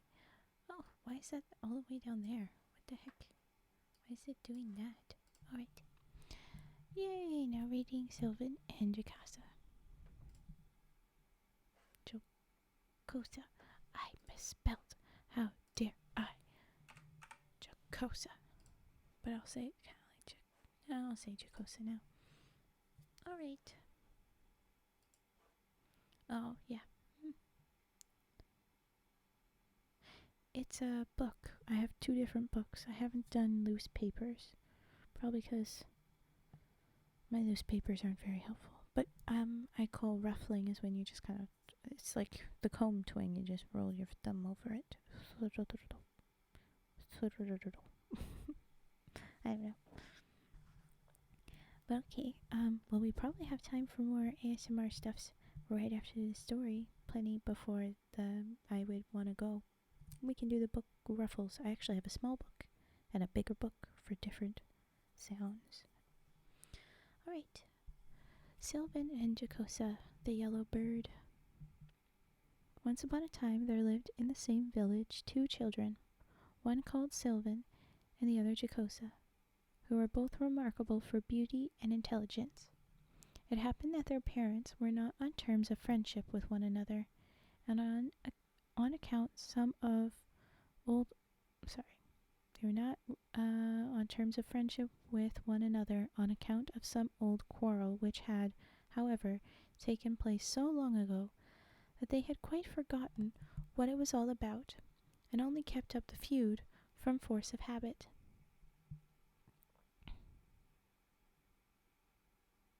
Ooh, yeah, you're right. That's a good point. Scratching that. Or I have my phone case, which is a very fun texture. It's little ridges. I'll give you this hint. It's got little bumps, tiny bumps. So that one's a fun one. And then there's the new desk. So there you go. I do have fun scratch options, but I wanted to see what kind of scratch it's supposed to be. Okay, sorry. They were still in the feud from force of habit, but they don't even remember. The phone case is fun. It is. Sylvain and Jocosa, for their parts, were far from sharing this enmity, and indeed were never happy when apart. Oh no, all fine. Day after day they fed their flocks of sheep together, and spent the long sunshiny hours in playing or resting upon some shady bank. It happened one day that the fairy of the meadows passed by and saw them, and was so much attracted by their pretty faces and gentle manners that she took them under her protection, and she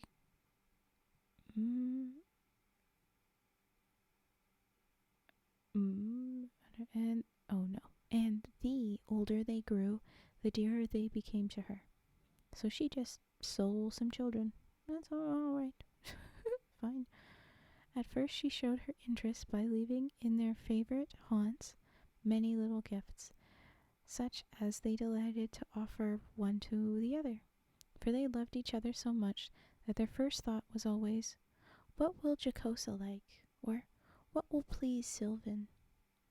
And the fairy took a great delight in their innocent enjoyment of the cakes and sweetmeats she gave them nearly every day. Right now, because their names are so foreign to me, like they're so different. I don't mean like, ooh, foreign. No, but anyway. And I don't know what, like, gender is assigned to those names.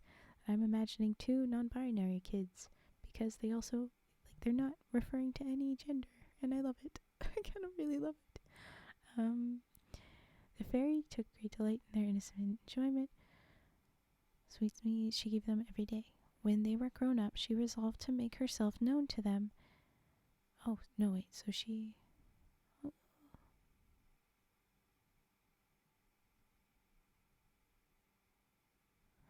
Oh, she never actually took them. She just took them under her protection. I've misunderstood.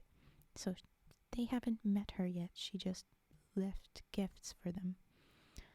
When they were grown up, she resolved to make herself known to them and chose a time when they were sheltering from the noonday sun in the deep shade of a flowery hedgerow. They were startled at first by the sudden apparition of a tall and slender lady, dressed in all green and crowned with a garland of flowers. But when she spoke to them sweetly and told them how she had always loved them, and that it was she who had given them all the pretty things which it had so surprised them to find, they thanked her gratefully and took pleasure in answering the questions she put to them. When she presently bade them farewell, she told them never to tell anyone else that they had seen her. You will often see me again, added she, and I shall be with you frequently, even when you do not see me. So saying, she vanished, leaving them in a state of great wonder and excitement. After this, she came often and taught them numbers of things, and showed them many of the marvels of her beautiful kingdom. At last, one day, she said to them, "You know that I have always been kind to you. Now I think it is time you did something for me in your turn. You both remember the fountain I call my favorite? Promise me that every morning before the sun rises you will go to it and clear away every stone that impedes its course, and every dead leaf or broken twig that sullies its clear waters. I shall take it as a proof of your gratitude to me if you neither forget nor delay this duty, and I promise that so long as the sun's earliest rays find my favorite spring in the clearest and sweetest in all my meadows, you two shall not be parted from one another." Okay, so you gotta be pool cleaners now, but that's okay. Sylvain and Jocosa willingly undertook this service, and indeed felt that it was but a very small thing in return for all that the fairy had given and promised to them. For a long time the fountain was tended with the most scrupulous care, and was the clearest and prettiest in all the country round. But one morning in the spring, long before the sun rose, they were hastened towards it from opposite directions, when, tempted by the beauty of the myriads of gay flowers which grew thickly on all sides, they paused each to gather some for the other. "I will make Sylvain a garland," said Jocosa. "And how pretty Jocosa will look in this crown," thought Sylvain. Hither and thither they strayed, led ever farther and farther, for the brightest flowers seemed always just beyond them, till at last they were startled by the first bright rays of the rising sun. With one accord they turned and ran towards the fountain, reaching it at the same moment, though from opposite sides. But what was their horror to see its usually tranquil waters seething and bubbling, and even as they looked down, rushed a mighty stream which entirely engulfed it, and Sylvain and Jocosa found themselves parted by a wide and swiftly rushing river. All this had happened with such rapidity that they had only time to utter a cry, and each to hold up to the other the flowers they had gathered. But this was explanation enough. Oh, now we're adding genders to this, I guess. Oh, darn. 20 times did Sylvain throw himself into the turbulent waters, hoping to be able to swim to the other side, but each time an irresistible force drove him back upon the bank he had just quitted, while as for Jocosa, she even essayed to cross the flood upon a tree, which came floating down, torn by the roots, but her efforts were equally useless. Then, with heavy hearts, they set out to follow the course of the stream, which had now grown so wide that it was only with difficulty they could distinguish each other.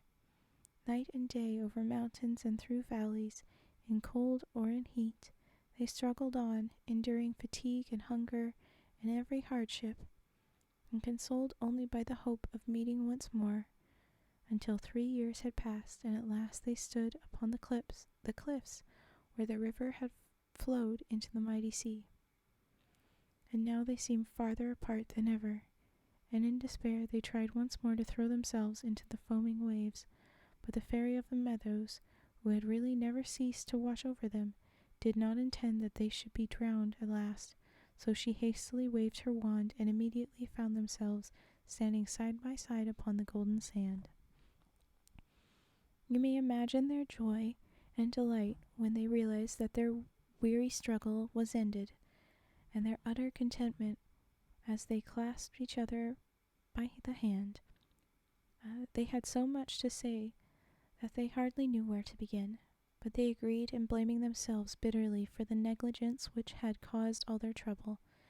And when she heard this, the fairy immediately appeared to them.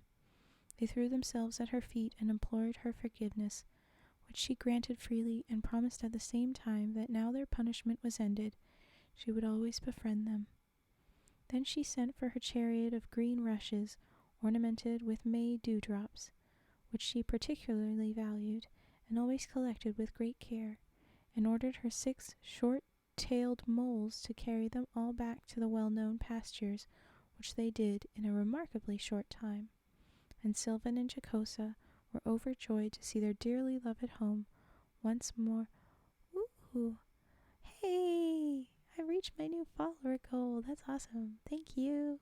Thank you, Spicy Phantom.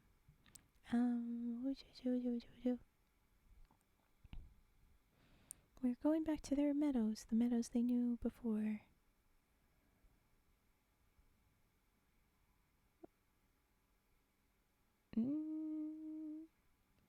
Well-known pasture which they remarkably dearly love at home once more after all their toilful wanderings. The fairy, who had set her mind upon securing their happiness, had in their absence quite made up the quarrel between their parents, oh yay, and gained their consent to the marriage of the faithful lovers. And now she conducted them to the most charming little cottage that can be imagined, close to the fountain, which had once more resumed its peaceful aspect, and flowed gently down into the little brook which enclosed the garden and orchard and pasture which belonged to the cottage. Indeed, nothing more could have been thought of, either for Sylvain and Jocosa or for their flocks, and their delight satisfied even the fairy, who had planned it all to please them. When they had explored and admired until they were tired, they sat down to rest under the rose-covered porch, and the fairy said that to pass the time until the wedding, guests whom she had invited could arrive, she would tell them a story. This is it, the Yellow Bird. I was about to say, I saw that the title was happening, so I was like, what's about to happen? Are we entering a whole separate story? It is instead a story within a story. How fun. Once upon a time, a fairy who had somehow or other got into mischief was condemned by the High Court of Fairyland to live for several years under the form of some creature, and at the moment of resuming her natural appearance once again to make the fortune of 2 men. It was left to her to choose what form she would take, and because she loved yellow, she transformed herself into a lovely bird with shining golden feathers, such as no one had ever seen before. When the time of her punishment was at an end, the beautiful yellow bird flew to Baghdad, and let herself be caught by a fowler at the precise moment when Badi al-Zaman was walking up and down outside his magnificent summer palace. This Badi al-Zaman, whose name means wonder of the world, was looked upon in Baghdad as the most fortunate creature under the sun because of his vast wealth. But really, what with anxiety about his riches and being weary of everything and always desiring something he had not, he never knew a moment's real happiness. Even now he had come out of his palace, which was large and splendid enough for 50 kings, weary and cross because he could find nothing new to amuse him.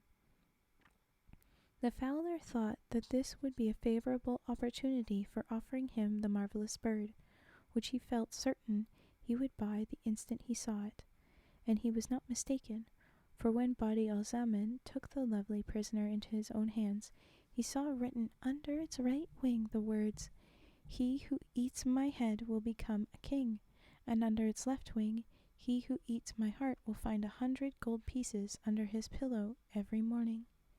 In spite of all his wealth, he at once began to desire the promised gold, and the bargain was soon completed. When the difficulty arose as to how the bird was to be cooked, for among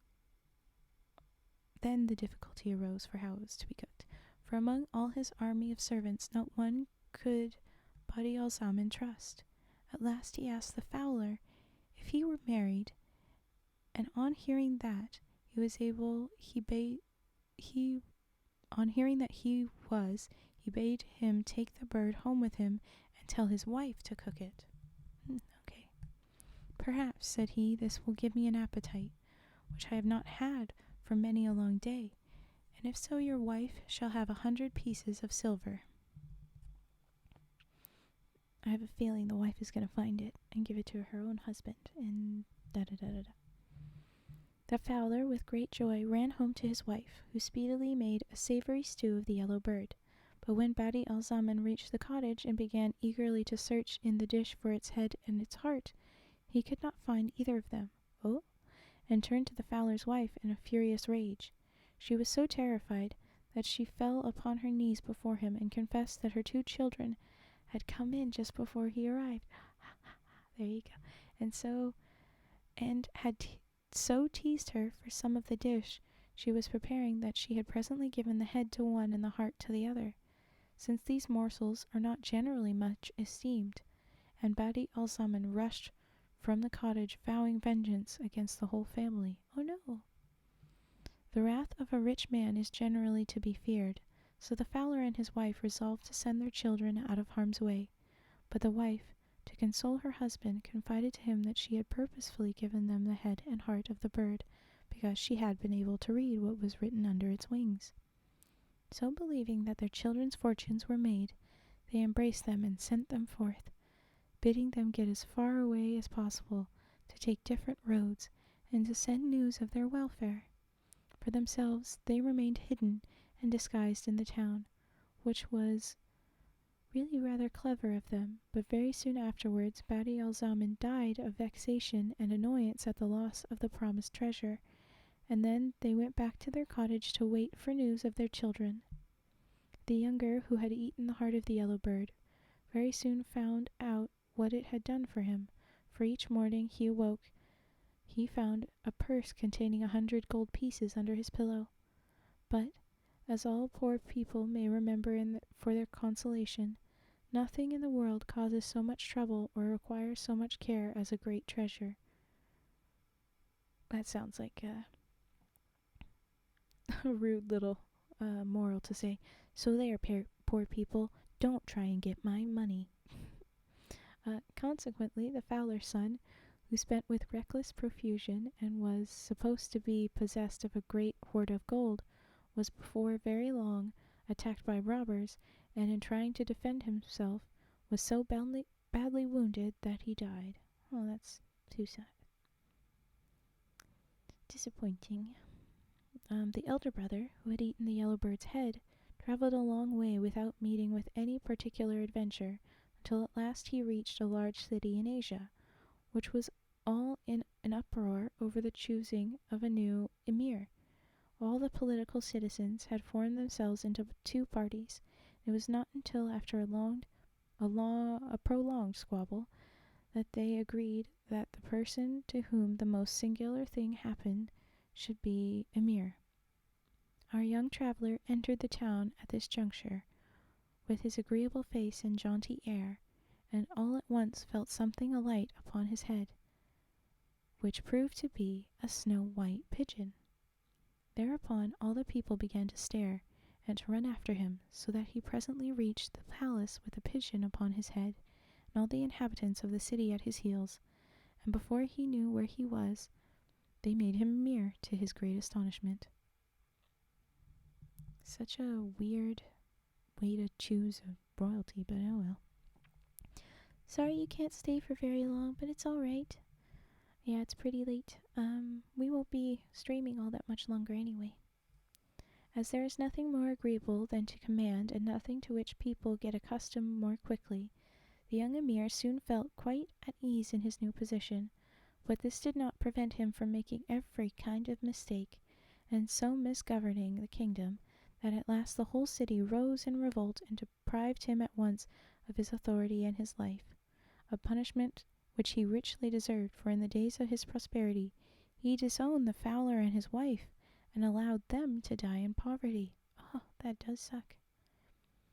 I have told you this story, my dear Sylvain and Jocosa, added the fairy, to prove to you that this little cottage and all that belongs to it is a gift more likely to bring you happiness and contentment than many things that would at first seem grander and more desirable.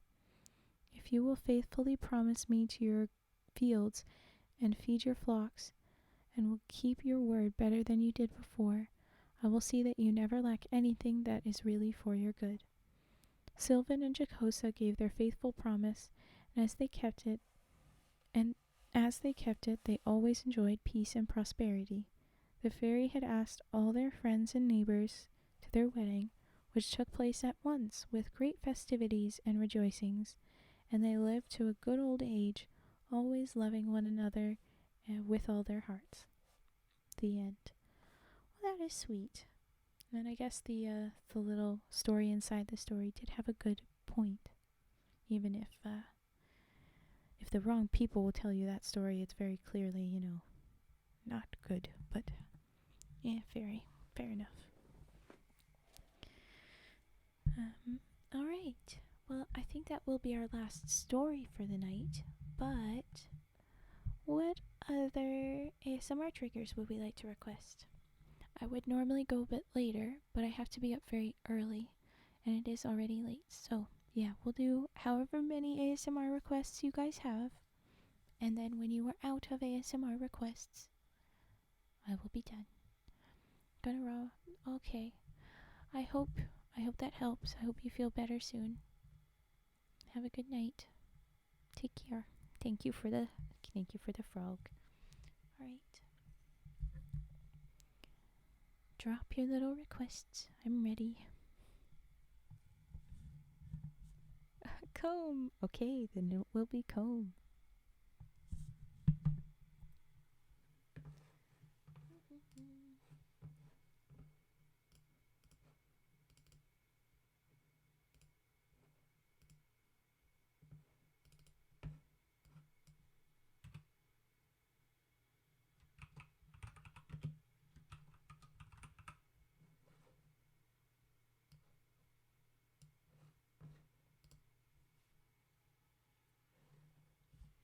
And then I'll do tin and plastic jar next. That sounds great. Thanks, guys.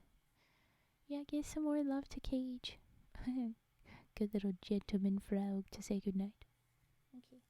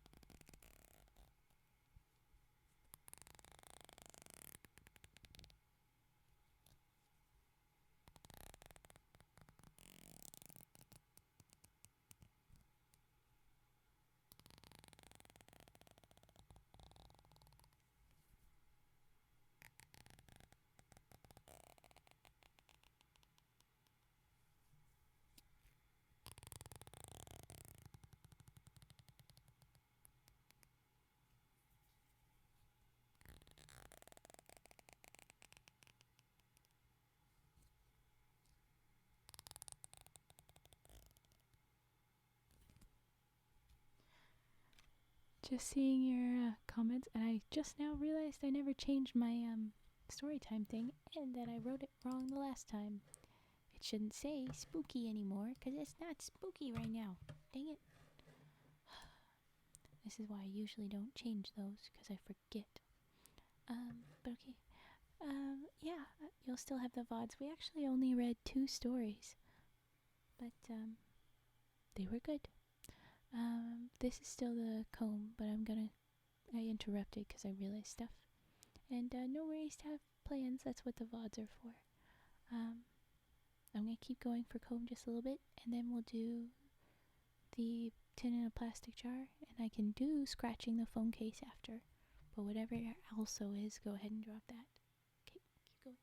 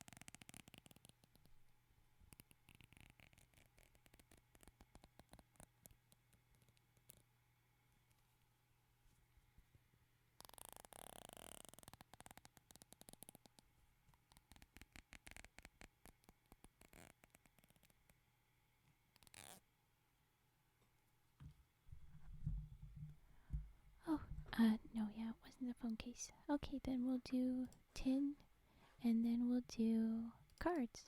That sounds great.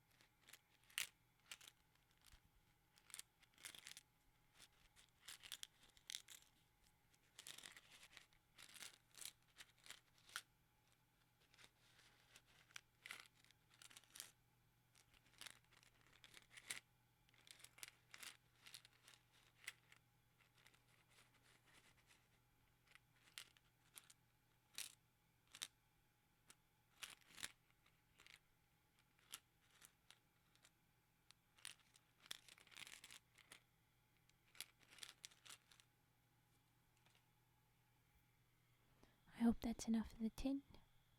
I think we'll move on to the next one. Hi, Violet. Hold on, one thing. I think you need to see this, Vi.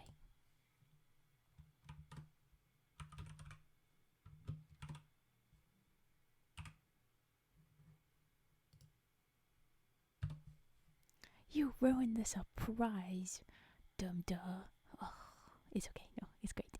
You hugged and I slapped. Take that.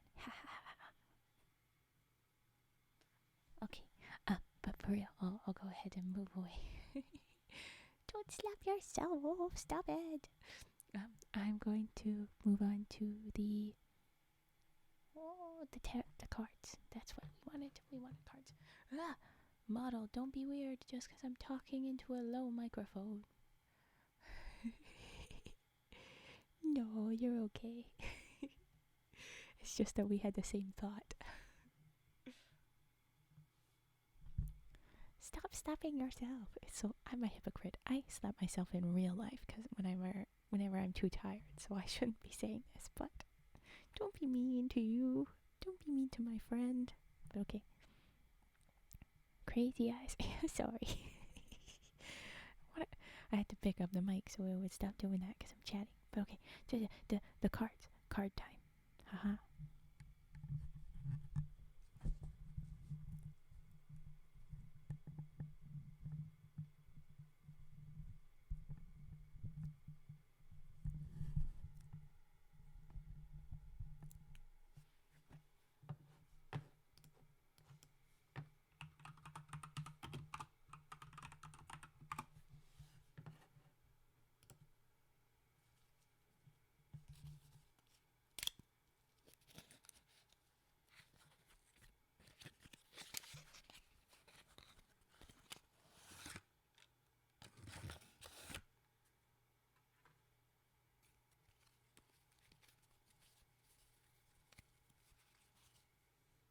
Sounds awful. That sounds ow. Dunda. And yes, haha, Vi, you got slapped. You also got hugged, though.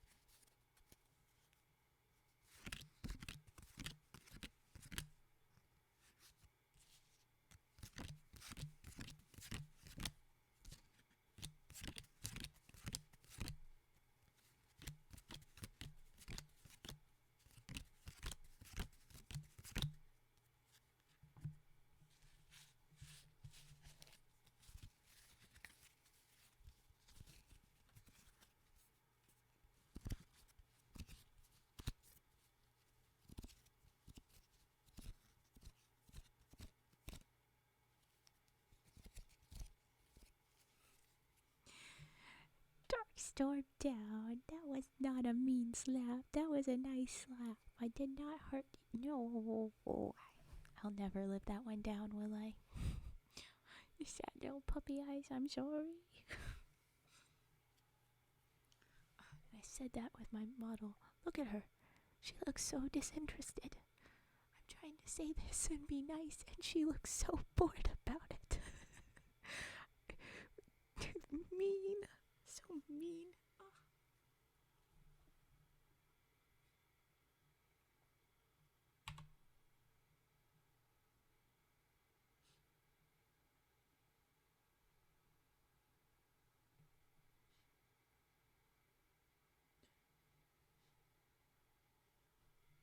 There, I cried, but I had to focus very hard to make sure it looked right.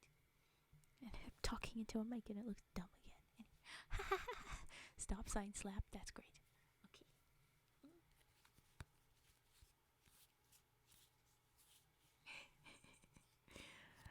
That sounds funny.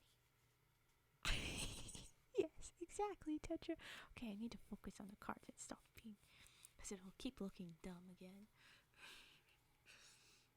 Yes, everyone laugh at Vi's cat, please. That sounds hilarious.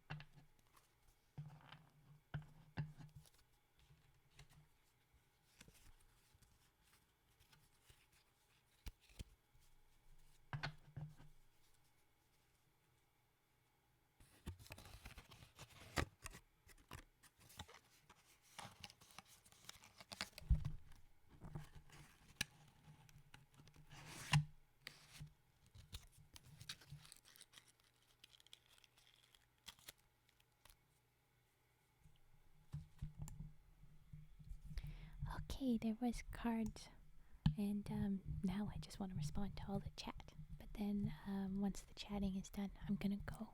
We're gonna end the stream. But we still got some little chats, so don't worry, I'm not going quite yet. To everyone laughing at Vi about the cat, agreed. People talking about waking up roommates. Waking up roommates reminds me I'd woken up my sister before by getting frustrated at a game I was playing. I hit my desk and it made the dogs downstairs start barking. Oh, chaos.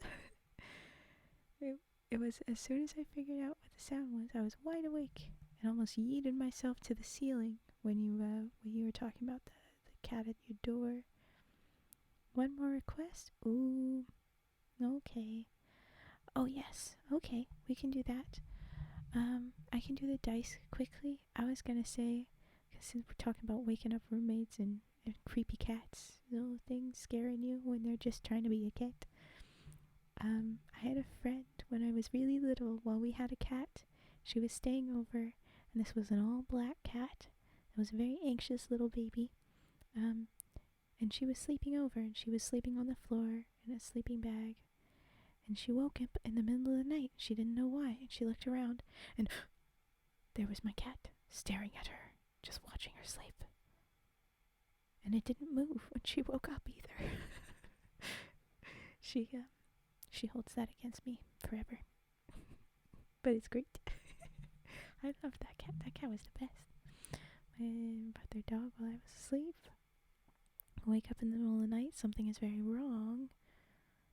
I'll get back to the other comments after we finish this story. I sleep like I'm in a coma. That's crazy. So if they woke you up, that's a problem. What happened? Just dog was dogging?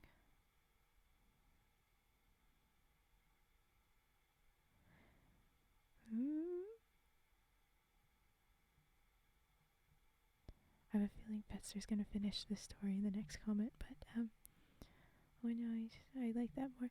Well, okay. If you like talking more, as I think that's what you're saying, then I will just keep talking for a little bit before we raid. He was out of town last weekend with some friends I never traveled with before, and apparently they tried waking me up and couldn't. Not sure what to do. One of them took a picture of me and sent it to the other one, concerned. I just sleep really heavy. I used to do that too. I would sleep through big storms and crazy things. But then I would wake up with random like, oh, no, this needs done. I've also moved around a lot in my sleep. But then on like a high bed or, when sleeping is more unsafe, I never fall out of bed. I've never done that.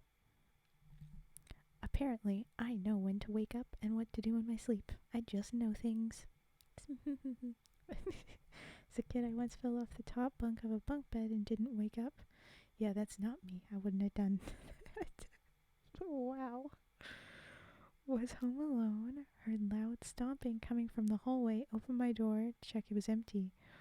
I live in a third-floor apartment and I live on the third. Da-da-da-da. Oh no.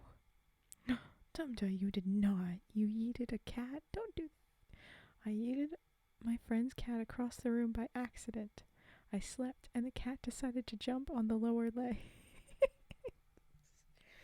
Yeah, that cat learned a lesson.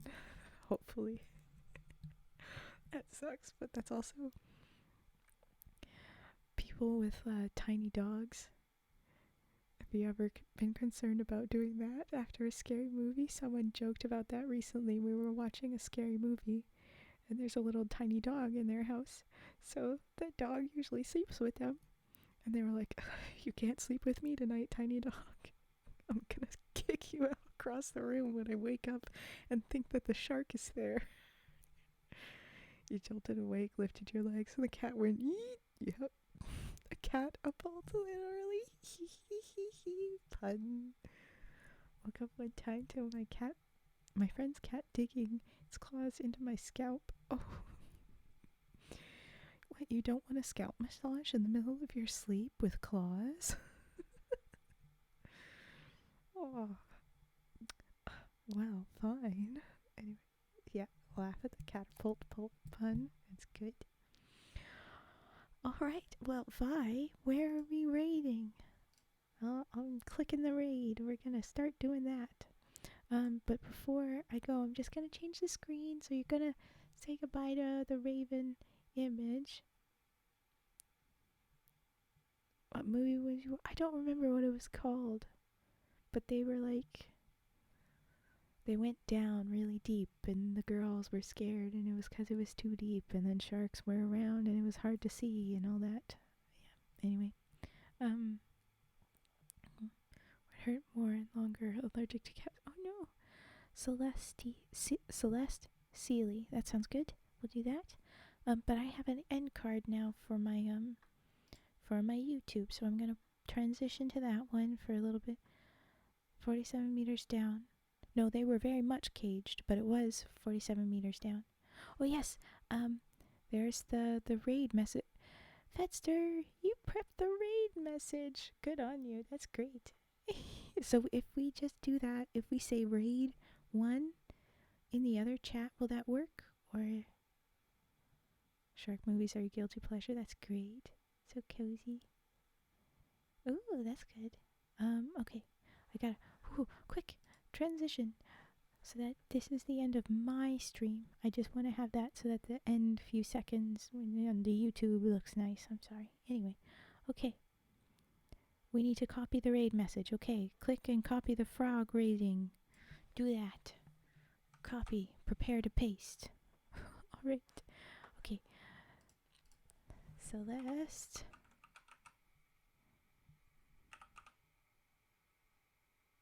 Celeste Sealy, I found them. Okay. We're going. Y'all ready? I'm ready. Whoop.